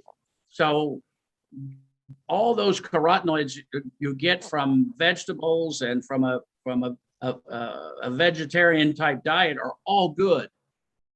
That's what they're intended to do, is to stop disease. We just don't eat enough of them. Yeah. Astaxanthin is sort of a little more forgiving. Sam, you mentioned in your introduction 5 animals and that take well, you mentioned 5 animals that take astaxanthin. I think you forgot to say, and these are the 5 animals that are known not to get cancer. And the reason why I bring that up is because all those animals have a different diet. They all do. Astaxanthin's working, which leads me to the next question. Somebody says, do you have to be on a raw food diet for it to work? No, you don't. It will work any diet.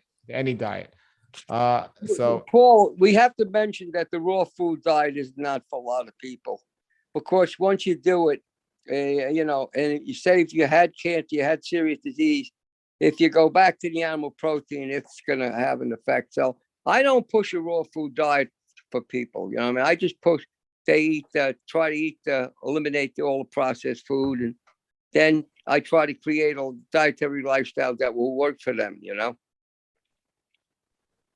Sure. Absolutely.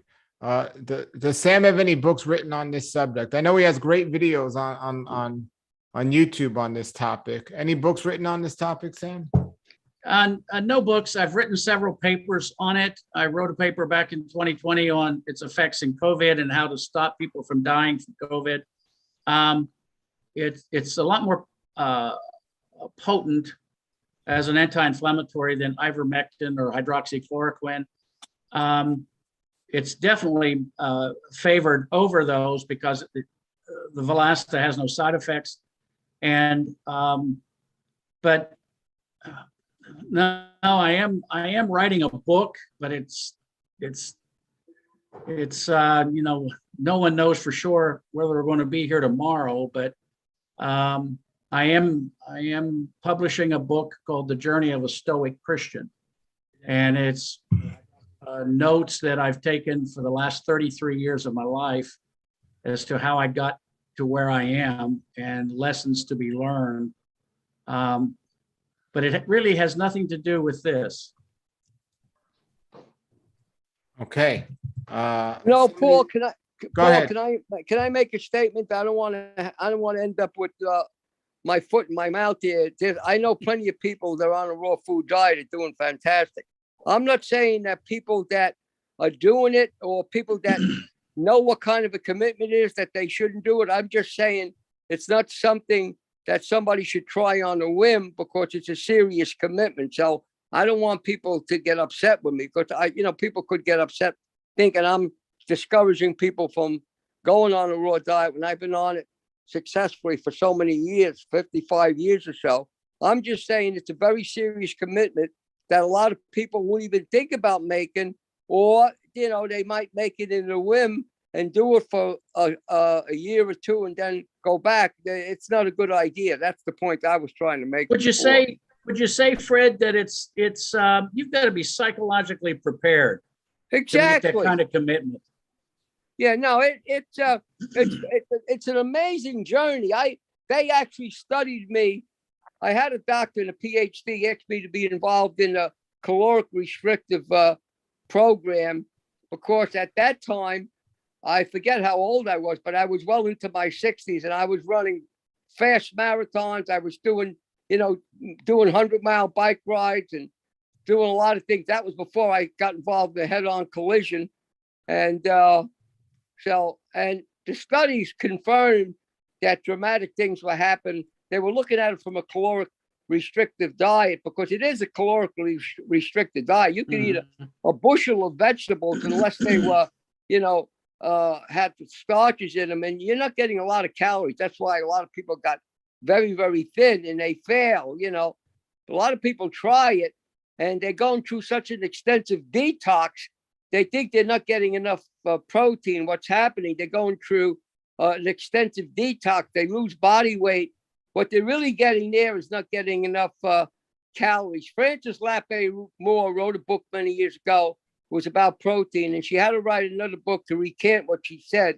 She said that if you're getting enough calories and you're eating a variety of different foods, you definitely will be getting enough protein. And I found that to be true. So I'm not a dogmatic guy. I'm very open to what people say, and I'm not, I don't view myself as an evangelist when it comes to food. I try to work around what people want to do. I don't try to get them to do something to clone them into a specific condition. I just try to focus on getting them better, and this plan has worked over the years, Yes, I just want to let everybody know, I just fixed the links under the video. Somebody said they weren't working. I just updated the links below the video. So the links are there. They're working now. They should be working now. Rawlife.com. If you just go there, it's on there, but I updated the links. And somebody said they can't open a 10% discount coupon. And if you're a member of the Raw Life Health Show and you sign up for that, you can get a 10% coupon code for any product on my site, including this. So that is working. You got to be a member to that though. But so just the links are all below the video. So some good questions here. Somebody says, can I travel on an airplane with this? You can. I put it in a clear baggie so they can see it, but I've traveled with it too. Okay, next question. Sam talked about oncologist whose husband had prostate cancer. Did this solve his problem? Can he talk more about it? I can. I'm not going to mention any names, but yeah, his PSA came down, and so far he's still in remission with no chemo, no radiation, no seeds. Okay. Somebody says, yes, I asked about 100 dose mini version because most other aspirin brands will sell products with fewer dosage, and it's great for testing out the product. I'm not sure what the protocol is for testing out the product. I've got to understand that definition. Is it based on taste? Do they like it? To cure a disease, we pretty much have the diseases listed on what the protocol has to be. So you've got to have at least a 30-day dose to get through it. I'm not sure what it means by testing out. I think, Sam, they mean just they might not even have. They just want to try it. Maybe economics has something to do with it. A lot of people actually, I'd like to try it. I just tell them to call up.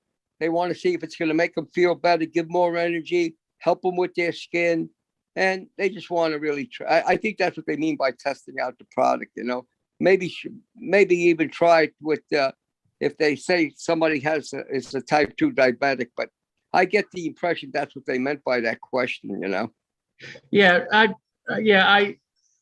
think it has some merit in that, for example, arthritis, rheumatoid, osteo, and psoriasis, we see such a quick response in less than 2 weeks. So if you don't see a response in arthritis within, a change of some sort within 2 weeks, it may not be working for you. And I can understand then why would I buy a whole month's supply if I can't do it that way. That would probably, Sam, I that's where I see you work very well with arthritis. My wife had a girlfriend had spinal arthritis. I think about this. Yeah. And she couldn't even turn her head. She took it within a matter of days, like a week or so. She was able to turn her head and everything. And Yeah. but she don't live a good lifestyle. And after about a year and a half or two, she kind of lost a lot of the benefits, In fact, I'm going to see her tomorrow night.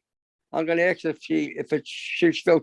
I think you got to be reasonable, and try to.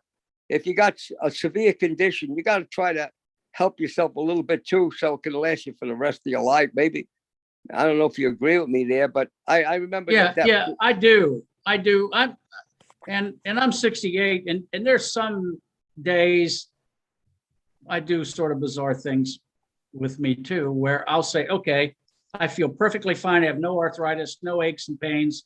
I'm in great health. I'm not going to take it for a week. And I've done this, and man, after a week, my ankles hurt. My fingers are stiff when I wake up in the morning. So I know that it works. Yeah, And within, no, it works. I Yeah, wouldn't with- be here within 2 days. if I wasn't positive this worked. I wouldn't be on right now. I've seen it work. You know. yeah, I do have to say that the reason why the amount is so low on the other brands of astaxanthin that are out there is they recommend such a small dosage, and it's practically doing nothing, that small dosage. And if you took the dosage the way you should, the way Sam recommends, also with the potency of this one, I mean, if you took that dosage that they recommend with this bottle will last you 6 months. But if you take the dosage that they're recommending on this to that, you'd have to buy like 10 bottles to get through a month. It turns out the Valasta and the astaxanthin on the shelf is the same price. It's 3.5 cents per milligram. It's economically the same, but you're getting so much more effectiveness from what we do. So you've got to take that price of 3.4 cents for the astaxanthin that's in the Walmart, multiply it by 8 to get the same effect as to what we do with the glucosidic. Exactly. Okay, this question says, my son has a stage 4 brain cancer. Would this help him? And if so, what dosage? He had a immunotherapy 2 weeks ago, nearly killed him. Praying for an alternative. Yeah, that's the immunotherapy. And I'm wondering if it's glioblastoma or I don't know what the cancer is that they're treating for. But if they're treating with immunotherapy, that means it is a PD-L1 expressed cancer. This is a PD-L1 inhibitor. That's how it kills the cancer. There's 2 mechanisms of kill. The first one is it reacts with the end of the PD-L1 that the tumor is sticking out like the spike on the COVID. And if the T cell comes down and it makes contact with that PD-L1, it runs away. It won't attack the cancer cell. What the Valasta does is it sticks to the end of that spike and turns it off. So when the T cell comes down, it doesn't make contact with it, and it kills the cancer in 4 seconds. That's Dr. Allison at MD Anderson won a Nobel Peace Prize on that. The Valasta is a PD-L1 inhibitor with no side effects, by the way. The immunotherapy that they're doing with Keytruda, Opdivo, and some of the others, Yervoy. The other kill, which we've just uncovered in the last 2 years, is that cancer generates a lot of hydroxyl free radicals. They're known as conjugate acids. So it lowers the pH around the cancer cell and it kills normal cells. The cancer has to make space for it to grow. So it lowers the pH from a normal cell of 7.35, which is slightly alkaline. The cancer cell is less than 6.5. So that acid pH kills the normal cells around the growing tumor cell to make room for the cancer. The way it does that is it produces a hydroxyl free radical and lactic acid.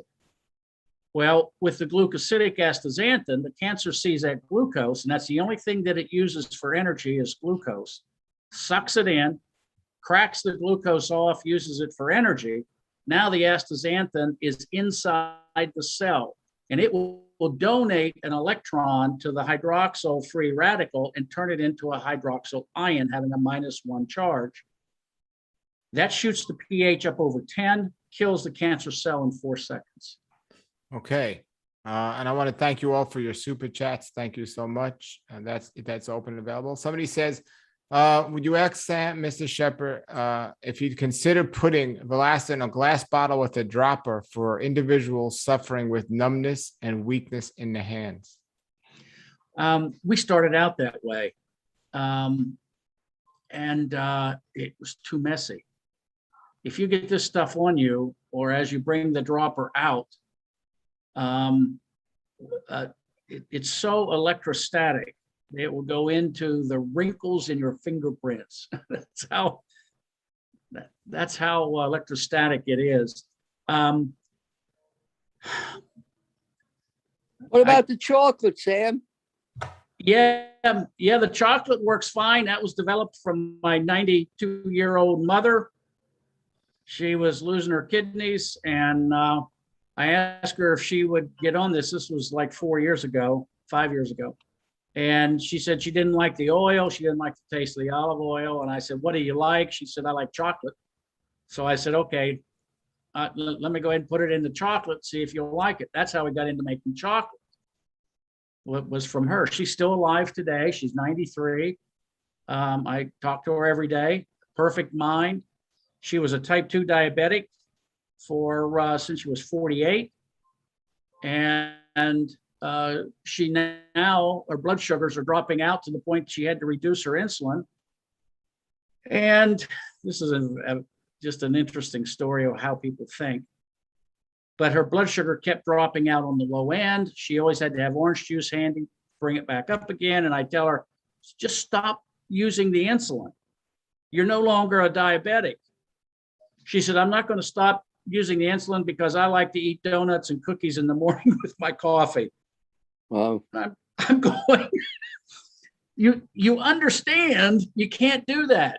But she's 93 and I'm not arguing with her. We were bringing that up the other day, Sam. You and I had a discussion about does this interfere with medications? And we were saying diabetics and that are on insulin, and also I forgot the other one we spoke about blood warfarin, thinners. Blood thinners. Yeah. So if you're on blood thinners or insulin, and you take this, you got to watch your numbers. And as everything starts bouncing out, the doctor will probably tell you, well, you can't take these with blood thinners or diabetes, but you don't need the insulin or the blood thinners if this is right. working. So you got to watch your numbers really closely if you have those.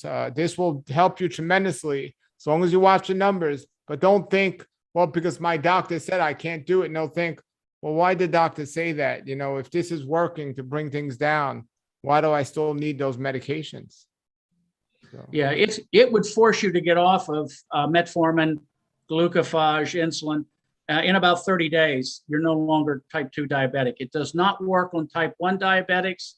We tried 8 type 1 diabetics. They only got a very minor issue, but type 2 diabetics, the reason they're diabetics is because of insulin resistance. This stops insulin resistance. Type 1 diabetics, they just don't produce enough insulin, so that's a whole different pathway. Now, this will still benefit somebody on type 1 diabetes. It just won't necessarily counteract with their medication. This helps in a secondary way because typically with type 1 diabetics, they have kidney problems. So they get a lot of inflammation around their kidneys. This will stop that inflammation generated as a result of being a type 1 diabetic and will probably save their kidneys. Okay. Our next question. Sam, go ahead. Paul. Yeah. Paul, so I have somebody's going through that right now. Their kidney function was down to 10%. It's up to 35 or 40% now, and the doctors have no explanation why.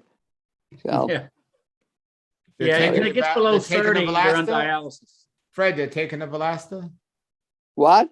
They're taking the Velasta? Yeah, that's right. That's why I said it. And they're eating a good diet too, but they're taking the Valasta. All right, Sam. Another question: does the oil contain terpenes? Terpenes. It doesn't contain any turpentine. There's no turpentine. No, that's turpentine will kill you. That's the yeah. That takes me back to a childhood where they used to deworm us when we were kids by giving us turpentine. Shoot, people would go to jail now if they did that. But anyways, I digress. Let me get back to that. Terpenes are antioxidants. They're like flavonoids, and astaxanthin is considered a terpenoid. And a terpenoid is a chemical compound that has a bunch of conjugated double bonds. It has a lot of excess electrons on it, and they're produced by most carotenoids. Beta carotene, for example, is a terpene. So that's just a name of a chemical name of a bunch of biologically active carotenoids. Great. Another question is this product safe for someone with celiac gluten allergies? It is. We were not aware of anyone to date. We have thousands of people taking it. We've gotten no allergic reactions from this, which sort of surprises me because it is in olive oil. We buy Moroccan olive oil, had the highest quality olive oil on the planet. So that's the olive oil that we use, and it very low allergenic type of properties to it. Some of the olive oils we get here in the States don't have that same property, but I don't have anyone yet that has complained of an allergic reaction. Okay. Somebody's asking what the dosage chart is. And like Sam said, it depends on your weight and also your medical condition or just your general health. There's a formula to take if you're taking this 13.5 milligrams in each. Yep. Yeah. In each pump. So you add up your weight, and there's a whole formula that I send with it, but it's a pretty simple formula. Okay. Next question. It's not a question, but I just want to let you both know that somebody that's watching, they said they're 106 years old right now. They just turned 106 on December 24th. Wow. Yeah, they said. Happy birthday. God bless you. Happy birthday. They attribute their health to eating habaneros and soaked in lime juice and organic vegetables.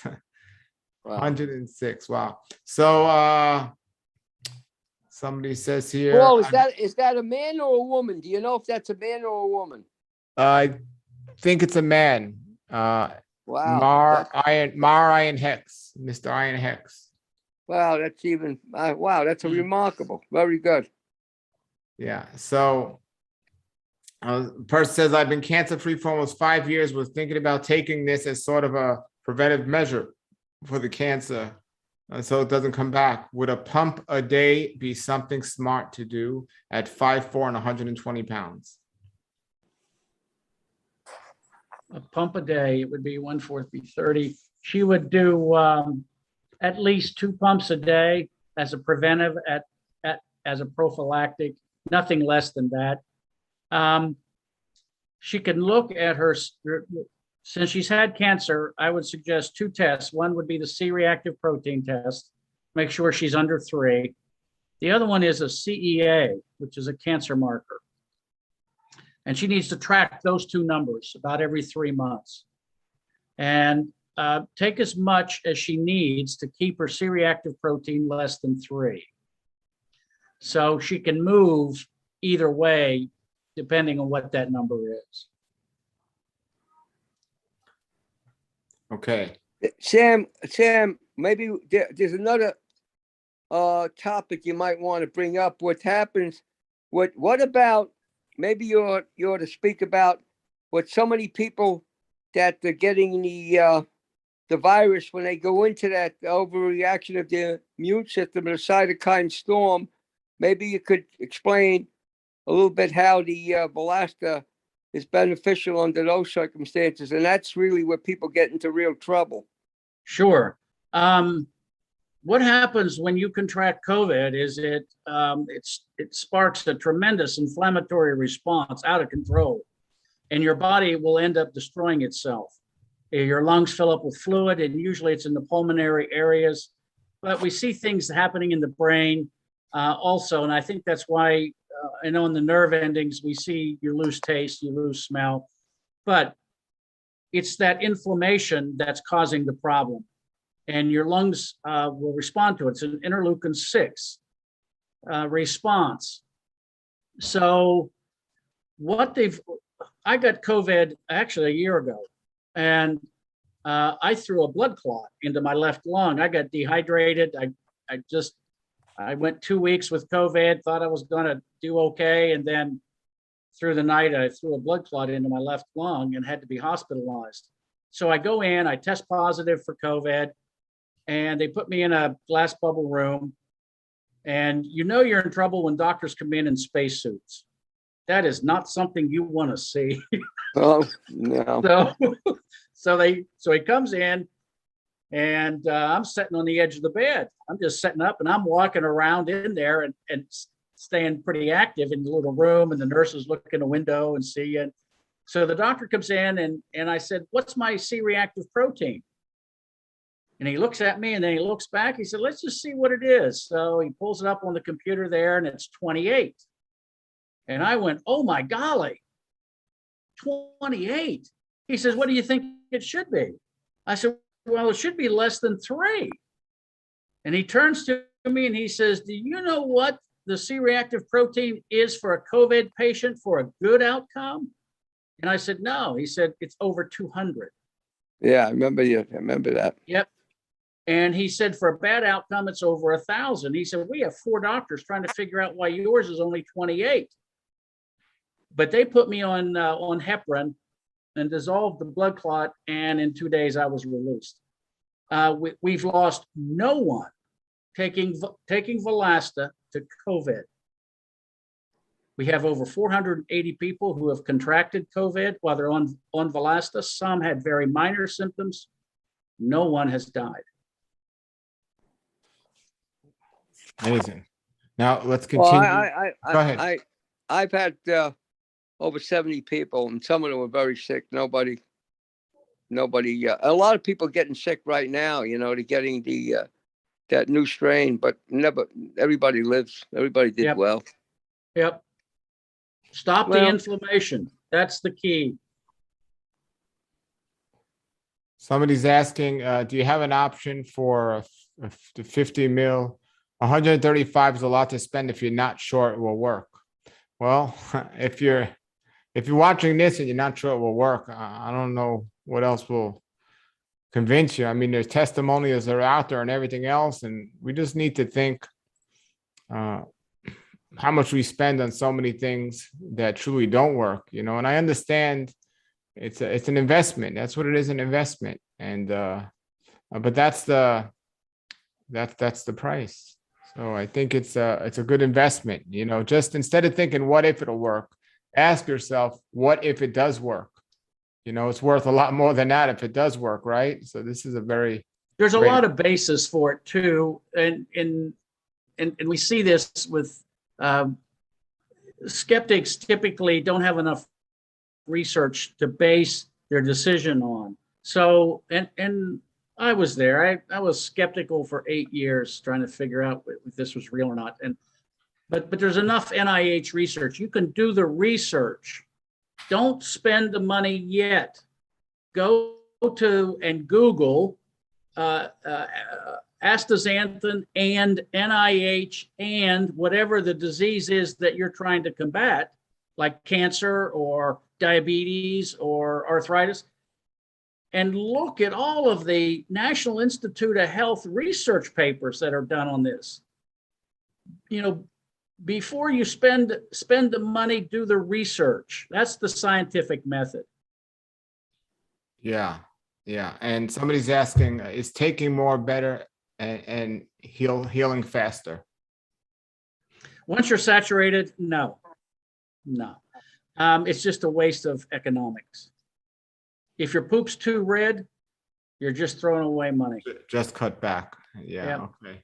And what they recommend is the first month or two, monitor that. It will be red the first month, but then after that, the patient and now if you have a serious condition, also look at all your blood work and your numbers and everything else to confirm it's working. Don't just cut back. But if you're doing it for prevention and your stool's red, then you can cut back a little after the first month. Initially you saturate your body, then cut back, and then That's the most economical way to do it. And I want to let everybody know that, you know, I have a passion. I got healed from a disease, inflammatory bowel disease, and I know what it is to live life with a disease.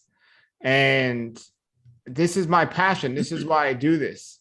And this is literally my life. Not only do I offer this on the website, but I have my cell phone and I have my office phone right here. And everyone that's ordered from me already knows I personally answer the phone and answer your questions 100% of the time. You'll get me. I don't have a crew here. It's me. And if I can't answer it, I'll hang up. I'll call Sam. I'll get you an answer and call you right back. This is what I do. I want to help people get better, and I know this works. That's why I do this. So I'm just a phone call away. If anyone has more questions after this show or the YouTube, just type your questions below. We'll do another Q&A session another time. But watch those videos that Sam and I did already. It's a tremendous amount of information out there. Will this help? Somebody says, will this help with severe back pain as well as cutting down in my inflammation? Either way, I'm definitely going to try a bottle. Will this help with severe back pain as well as cutting down? It depends on what's causing the back pain. If it's a pinched nerve, this probably won't have that much of an impact. If you've got a disc blown out and your spine's compressed, or you've got a sciatic nerve that's got compression to it and it's not inflammatory, this probably won't work. But if you've got inflammation around the sheath of that nerve, yeah, then you'll notice a difference. And you'll notice a difference pretty quick. Yes. Somebody's asking, does Valasta have another name? No, Valasta. This is Valasta Astaxanthin. This is the version of astaxanthin that is the most potent version out there, the most absorbable, much more than the rest of them out there. And that's I can give the patent number. It's the only patented astaxanthin allowed to be used to treat disease. And that patent number is 11,065,269. So it's 11,065,269. You go to the patent office and you can pull that down. It's the only astaxanthin. It's the only natural supplement that has ever been patented. And it took a long time and a lot of research to push into the patent office. 8 years. Years of this. I almost gave up. You know, it's easy to get 90% of the way up a mountain. It's that last 10% that everybody slips and it's steeper. And I just about gave up 3 months before the patent was granted because I was throwing a lot of money into this. And I didn't want to throw bad money in and keep getting rejections from the patent office. And then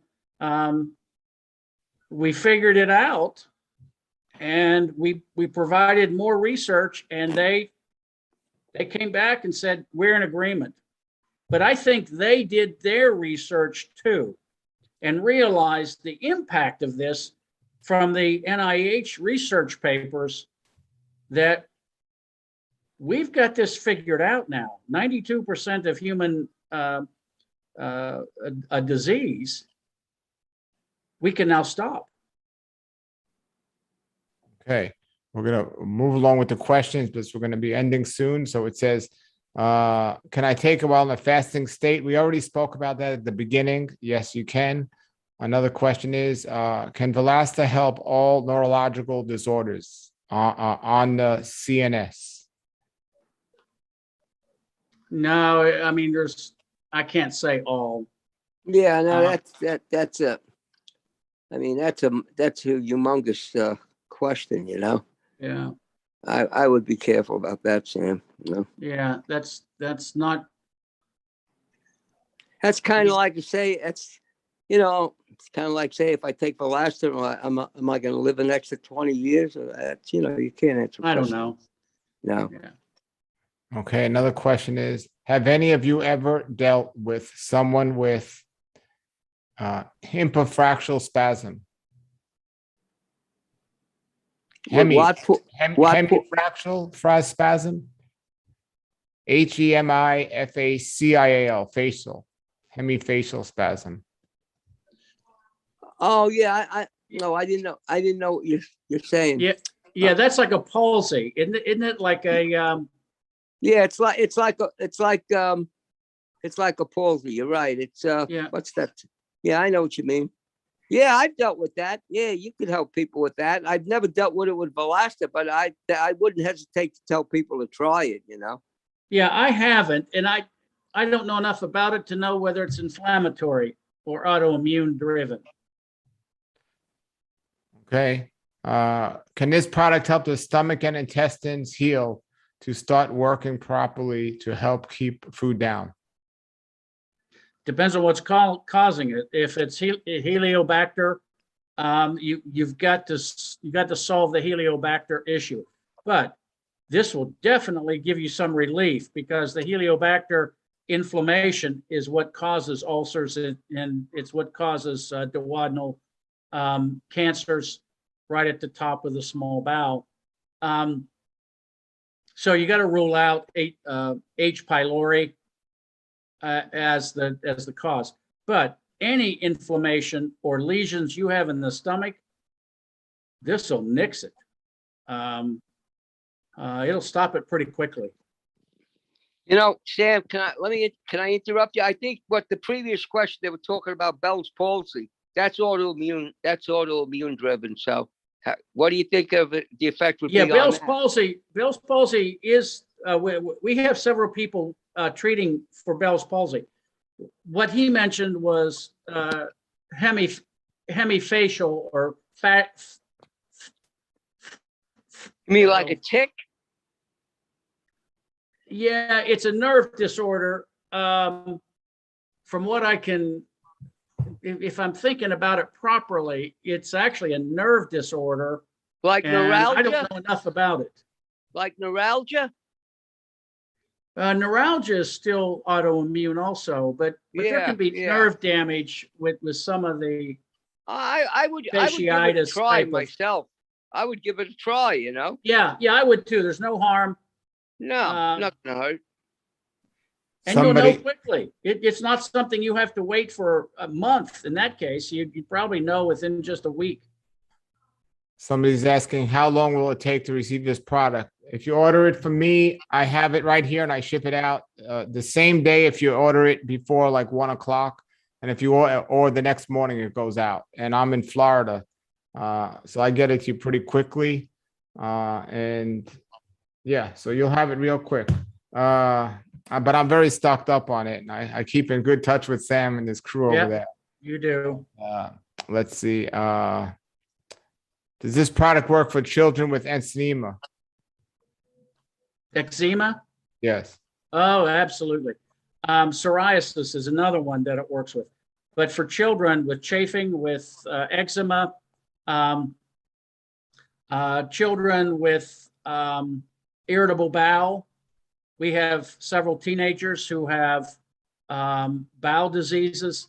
These are all inflammatory. And the eczema applications, we've actually done topical and put a Band-Aid on it if there's a scaly patch there, or so let them sleep with it through the night. And we also have a product, Paul, that has DMSO in it.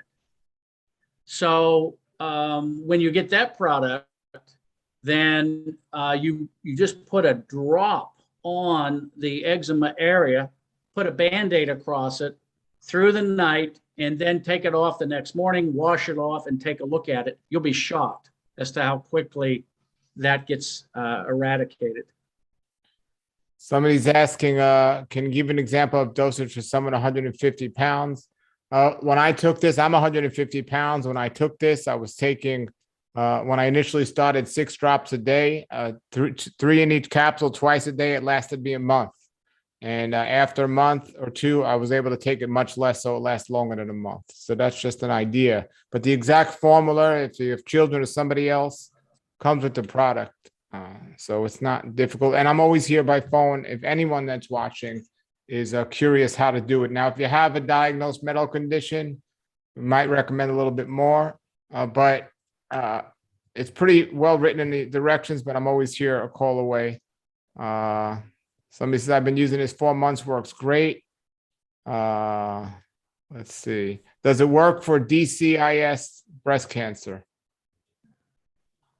Yeah, the ductal type cancers, this works very, very well. In some ductal carcinomas, you end up with a lesion, and we have people actually placing it right on the lesion.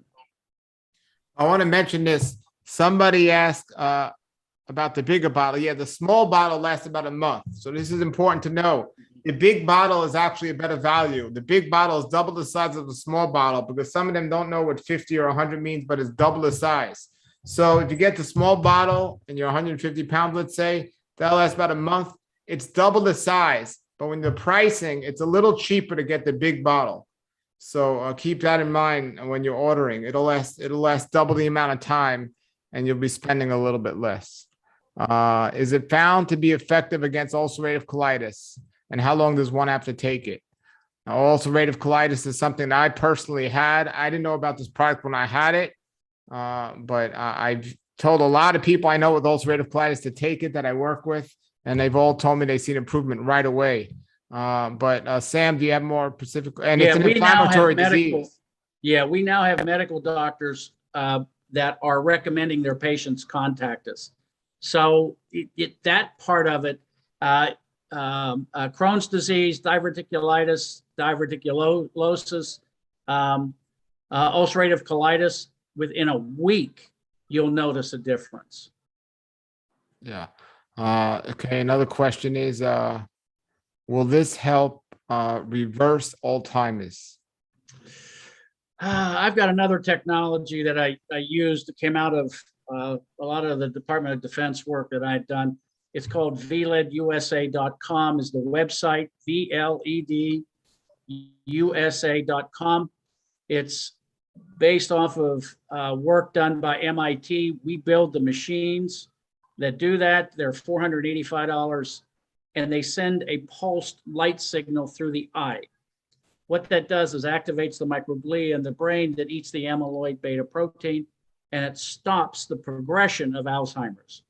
Now what we're doing in the protocol, because we now know that the plaque, the amyloid plaque that forms is because of the amyloid protein making contact with the hydroxyl-free radical in the brain, causing it to misfold. And when it misfolds, it wraps around the neuron, and that's the cause of Alzheimer's.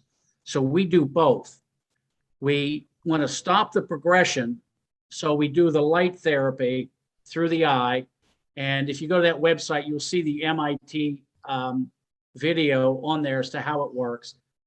But more importantly, we don't want any more amyloid protein being formed in the brain, so we give them Valasta, and it stops that reaction, that misfolding of the amyloid protein.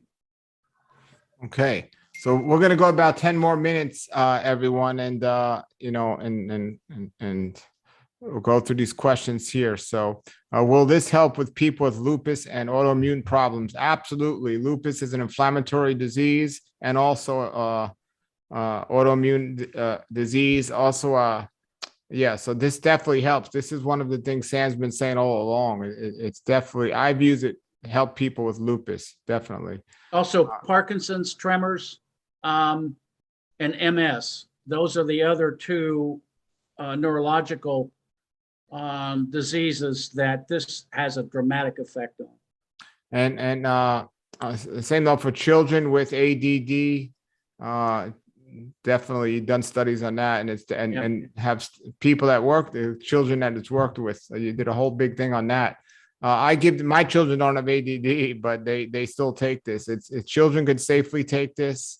It's fine. Pregnant women could take this. It's okay. Correct. So if any of the for skin cancer, would it be good to apply topically? Yes. Melanoma, basal cell, any sarcomas. We have several cases with basal cell stops it. It actually falls off. Now it will leave a scar, but it's nothing like the Mohs surgery that they would recommend for something like that. Melanoma, we probably have tens of cases, probably 40 or 50 melanoma cases. And believe it or not, they're in long distance runners. Yes. That they have the single largest group per capita of melanoma. And we thought for the longest time it was because of exposure to UV radiation. It turns out it's not. It's due to a lack of oxygen to their skin. When they're running and they go anaerobic, the first thing that gets cut off of oxygen is the skin for the brain, the muscles, and the organs. And hypoxia is what causes melanoma. All right, we're going to take a few more questions before we end here. We'll do this again, and if you still have more questions, you can post them below the video. But somebody's asking about another pregnant woman. Is there any dangers in pregnant women taking this, or none to date?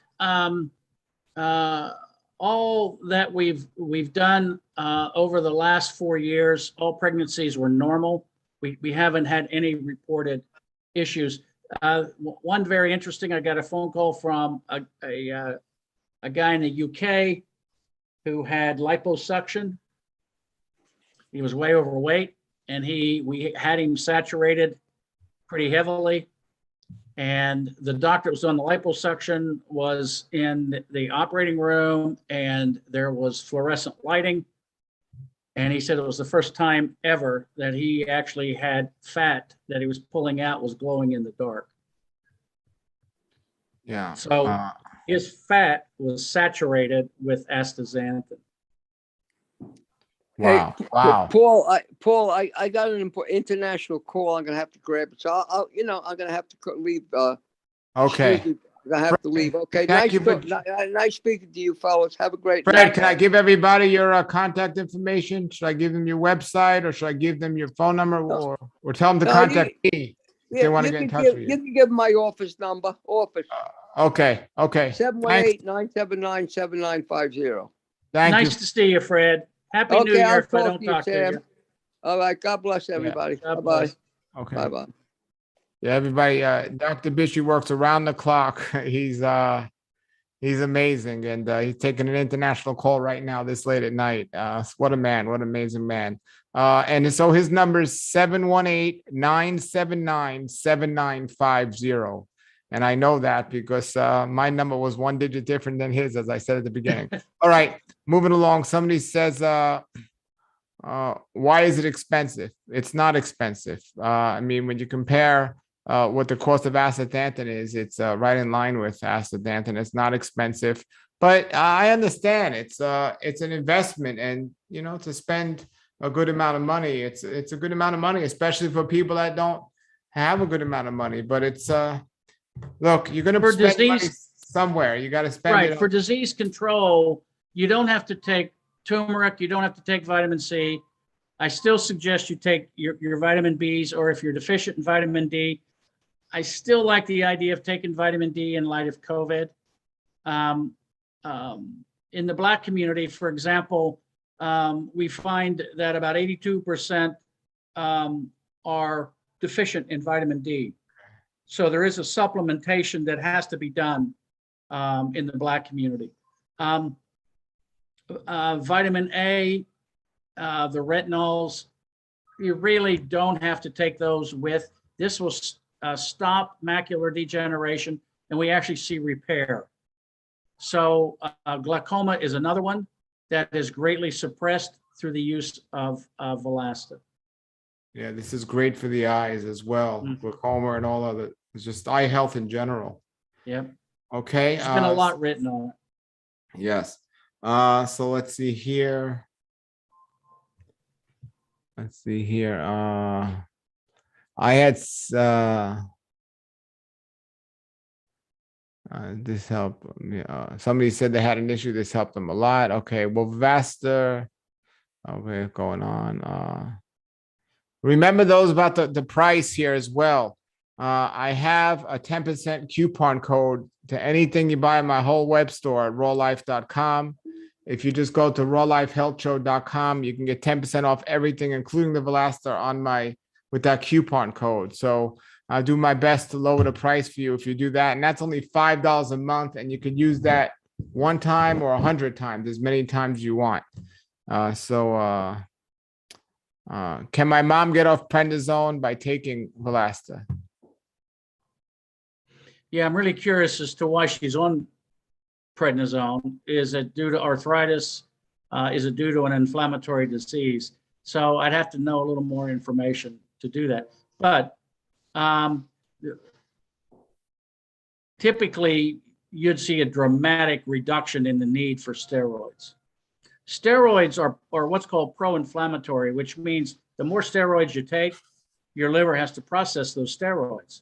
So in the act of processing those steroids in your liver, you generate more inflammatory cytokines, more inflammatory free radicals. So you're stuck in a vicious cycle. The more steroids you take, it solves the acute issues, but then when it comes around, it's processed through your liver, you generate even more inflammation, you got to take even more steroids. And you get in what's called an auto-accelerated disease state, and you're chasing your tail. Absolutely. Can this product help with menopausal symptoms such as hot flashes? In most cases, for women over 40, we see a moderation of it. So where you get the tremendous spikes in temperature, they don't get those anymore. So it's worth a shot. It's worth a try. We've had quite a bit of success. I'm not sure that it can stop it completely, but it's still hormonally related. It's still a huge generation. When your hormones start to change, they have to be processed in the liver. So you get an imbalance, and that imbalance causes more free radicals. It is what causes brain fog in menopausal women, high anxiety, irrational thinking. It's all free radical generated. We already answered this. Somebody said, do you suggest it for celiac? We already answered that one. Yes. Let's see. Do you send UPS or other? We send United States Post Office. Does this help with constipation? How about lactose intolerance? Lactose intolerance is not an issue here. And will it help with constipation? It will. If the constipation is inflammatory, like irritable bowel syndrome with constipation, irritable bowel is caused by inflammation. But typically what happens with that is the inflammation has shut down your peristalsis in your colon. So if we can get the inflammation under and the peristalsis comes back, you'll begin to move more frequently. The other advantage that this has in the oil is that this is olive oil.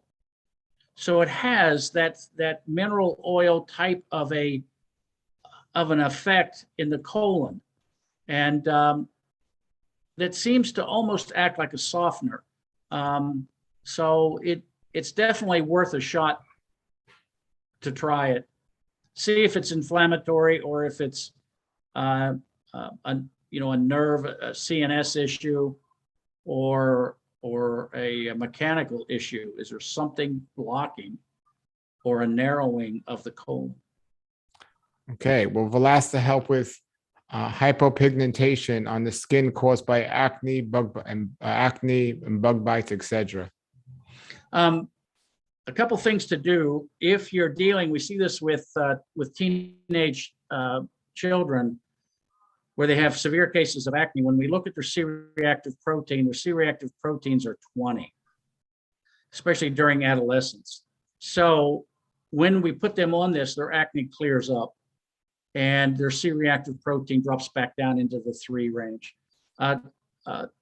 In some cases, we see the glutathione production drop off during adolescence, and it causes some inflammation, skin inflammation. You end up with acne. You can get irritable bowel issues. It all is inflammatory. We've probably got, I don't know, 20 kids that have fatty liver disease and have acne, and their C-reactive proteins are in there anywhere from 10 to 40. So they're in a pretty stressful condition already. Some of it's mental, where you end up with in the fight or flight reflex. These kids are going through puberty. There's cortisol being released. There's a whole bunch of things that's going on with their hormones. So it creates a tremendous inflammatory state in their life. And it manifests itself in acne, in irritable bowel, brain fog, emotional outbursts. It's all electrical. Right. A few more questions, then we're done, everybody. And then so how will this help with thyroid modals as I can take iodine? If the thyroid issue is from an autoimmune, then this will help. If it's caused by other reasons, and I'd like to talk to them as to how they got into a thyroid disease. How did it originate? But in most cases, a lot of the thyroid modalities are autoimmune. So something changed in their life, and we find it to be stress related.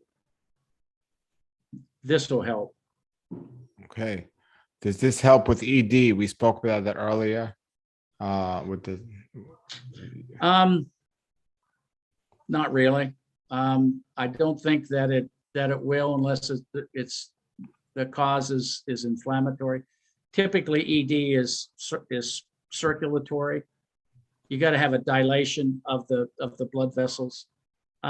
If that dilation is caused from inflammation, typically it's caused by plaque, or they've got the potential to generate, it's one of the first warnings, by the way, of heart disease. So you want to look at your C-reactive protein and use it as a diagnostic tool more than, than what your actual problem really is. Nitrous oxide, Viagra, all of that, those are free radicals. And those free radicals will cause those blood vessels to dilate. And that's how you cure ED. Okay. How long before I see changes with macular degeneration? It can happen in as little as 30 days. Depends on the level. If the macula has completely separated from the back of the eye, it probably won't reattach. But typically, you see it start to happen slowly. It's almost like a, I don't want to say a flap, but it'll have a tendency to just sort of flap off. In those cases there, once you get the inflammation in the back of the eye, and because that's what's pushing the macula off, is inflammation on the back of the eye. So if you get the inflammation stopped, then the macula will stop coming off. Has astaxanthin helped anyone with sleep apnea? Good question. I'm not aware of. I'm not aware of anyone at this point actually stating that it had an effect on sleep apnea. That's usually a weight-related issue. So it could be a secondary or tertiary, because Valasta will curb your appetite. You will lose weight on this because of the efficiency. It stops your insulin resistance and allows you to feed the cells more efficiently. Yeah, and on the topic of sleep, I can tell you the first time I took it later in the evening, and I couldn't sleep. Yeah, it was really amazing. So that's why I recommend people taking it in the morning and also the afternoon, Not everyone has that, but I gave some people it and they had the same situation. There was so much energy, they couldn't sleep. So just keep that in mind when you take it. Might not be that way for everyone, but some people it does that. So 3 more questions I think here is, let's see.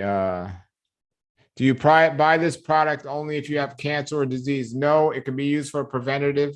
I use a preventative. Many people do. It doesn't need to be for somebody who's just diagnosed with disease. Somebody says, sorry, hypothyroid, will it help? Hypo or hyper? Hypo. Hypo. Yeah, if it's typically hypothyroidism is autoimmune, this will probably help. Hyperthyroidism can be tumor related. So we would really want to know. But for hypothyroidism,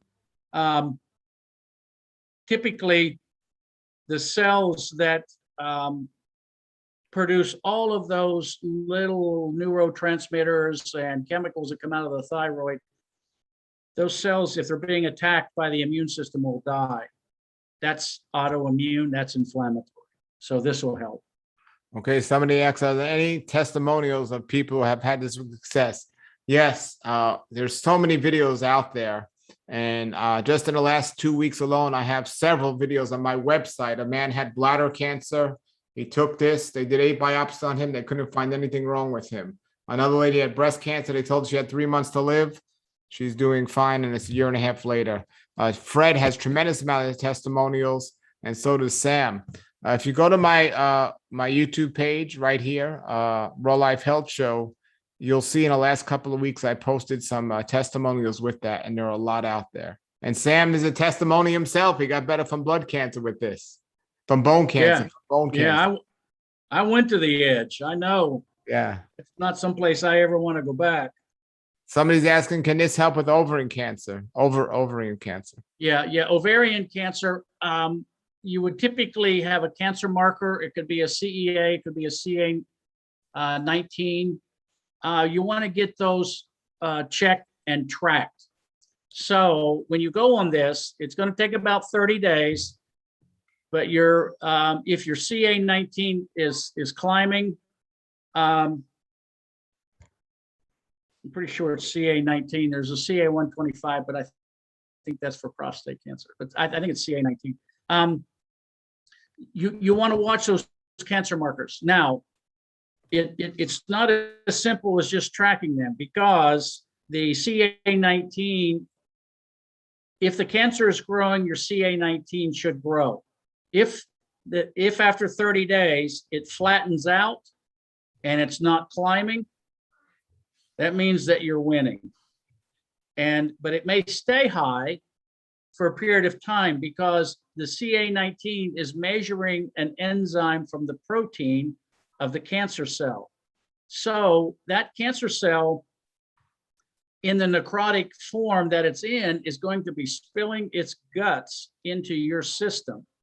And it can, for a period of time, keep your CA19 elevated. And then after about 2 months, you'll see your CA19 start to come down. And at that point, then you're probably winning. I run into this with CAT scans. I've got a lady right now who had breast cancer, and she went in, her sodium level was high, and they wanted to do a full CAT scan because of her history with this breast cancer.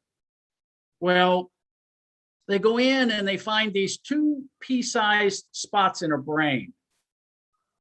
And their immediate reaction was, oh my golly, she's got the cancer back. These 2 lesions are in her brain. They set her up and do positron radiation. It turns out that those were dead cancer carcasses left over from her inflammatory breast cancer from when she had Valasta. It killed those cancers, but they did not identify those 2 spots as viable cancer. And they gave this woman radiation to a benign 2 benign cysts in her brain. That's unacceptable. That's negligence. People are making assumptions on cancer when they don't have a definitive ID that that cancer is viable. And keep in mind that oncologists can get paid cash payments. So it's called remuneration bias. They can get cash payments by using chemo or radiation. Other doctors don't get paid for giving you antibiotics or anything like that. They might be something else, but they can't get cash payments. Oncologists can legally. So they're going to push chemo and radiation. And in this case here, they pushed it on a woman who turns out that these were 2 scars left over from her inflammatory stage 4 breast cancer that was already dead. Wow. Wow. Well, we know how this works, and it's just crazy, the system. All right, 3 more questions. The last 3 questions are already here. No more questions, please. We got to end, but post your questions below the video, and I'll do my best to answer them. Somebody says, does it have an expiration date? It does. It's usually, what is it, 2 years out, Sam? 2 years, but we're now out to 6 years without any loss of efficacy. Okay, up to 6 years without any loss. Okay. And that's at room temperature too. If you refrigerate it, if you're not using it in 6 years, yeah, you shouldn't be buying it. Yeah.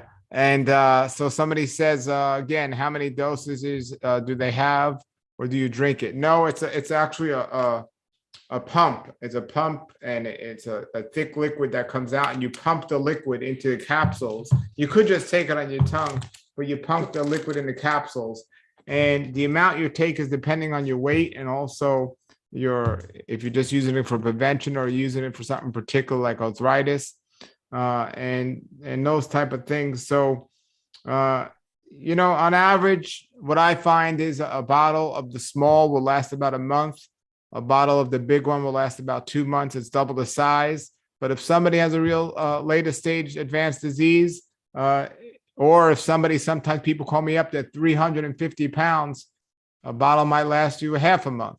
Mm-hmm. So it depends on those factors. Okay. And then the last question here, somebody said, did you have anything you want to say on that, Sam, before I get to the last question?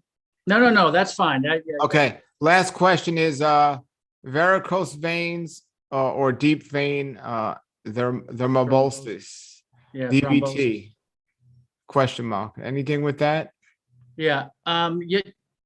You want to know what's causing that. So if it's mechanical, for example, if the little check valves in your legs aren't working properly, if you're diabetic, we want to solve that problem. What causes the blood clots? I'm not so sure is inflammatory more than it is somewhat, I want to say neuropathy, but it's embolistic. It's something that's happening in the veins themselves. Sometimes they're damaged check valves. The blood can't get up out of the feet fast enough, and you end up with these blood clots that form. They'll break loose and sort of wreak havoc in the pulmonary system. But I don't have anyone right now treating that I know of for DVT. I'll do a little more research on that and see if there's something there to answer that question. All right, everybody.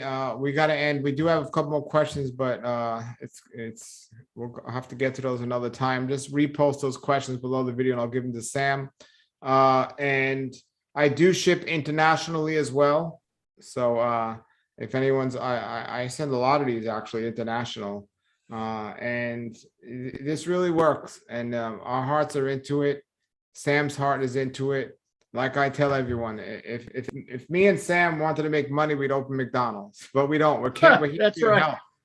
We're here for your health. And our main goal and passion is we were both sick with diseases, and doctors didn't have the cure for us. And there's no one panacea out there, but this is pretty close. Let me put it all of my consulting is free. I don't charge anyone. I saved my life. I saved a lot of family members' lives, or at least improved their life. I don't charge for the free-flowing information. That's not what I'm going to do. I know the fear and anxiety of people that are sick and dying. When you're told you've got 4 months to live, that's pretty earth-shattering. I don't care how rich you are, or it doesn't matter. Nothing matters at that point. Yeah, go on my site. Sam has answered. I've interviewed him for hours worth of material on my YouTube page here at Raw Life Health Show, and also rawlifehealthshow.com. And we will continue to do so. As a matter of fact, next week I have a video interview I did with Sam specifically on Valasta and cancer. We just did one on Valasta and COVID and the vaccines. So check that all out. And and you can get this again at rawlife.com. And Sam, I want to thank you, and I thank you, Fred Bisci, as well, for taking the time out. I'll compile those questions that are coming under the video, and hopefully maybe we can do this again sometime soon so we can answer. I'm in. All right. Thanks, Paul. Anything else you want to say before we close up here tonight, Sam? Just God bless everybody. Have a nice 2022 and Happy New Year. Yes.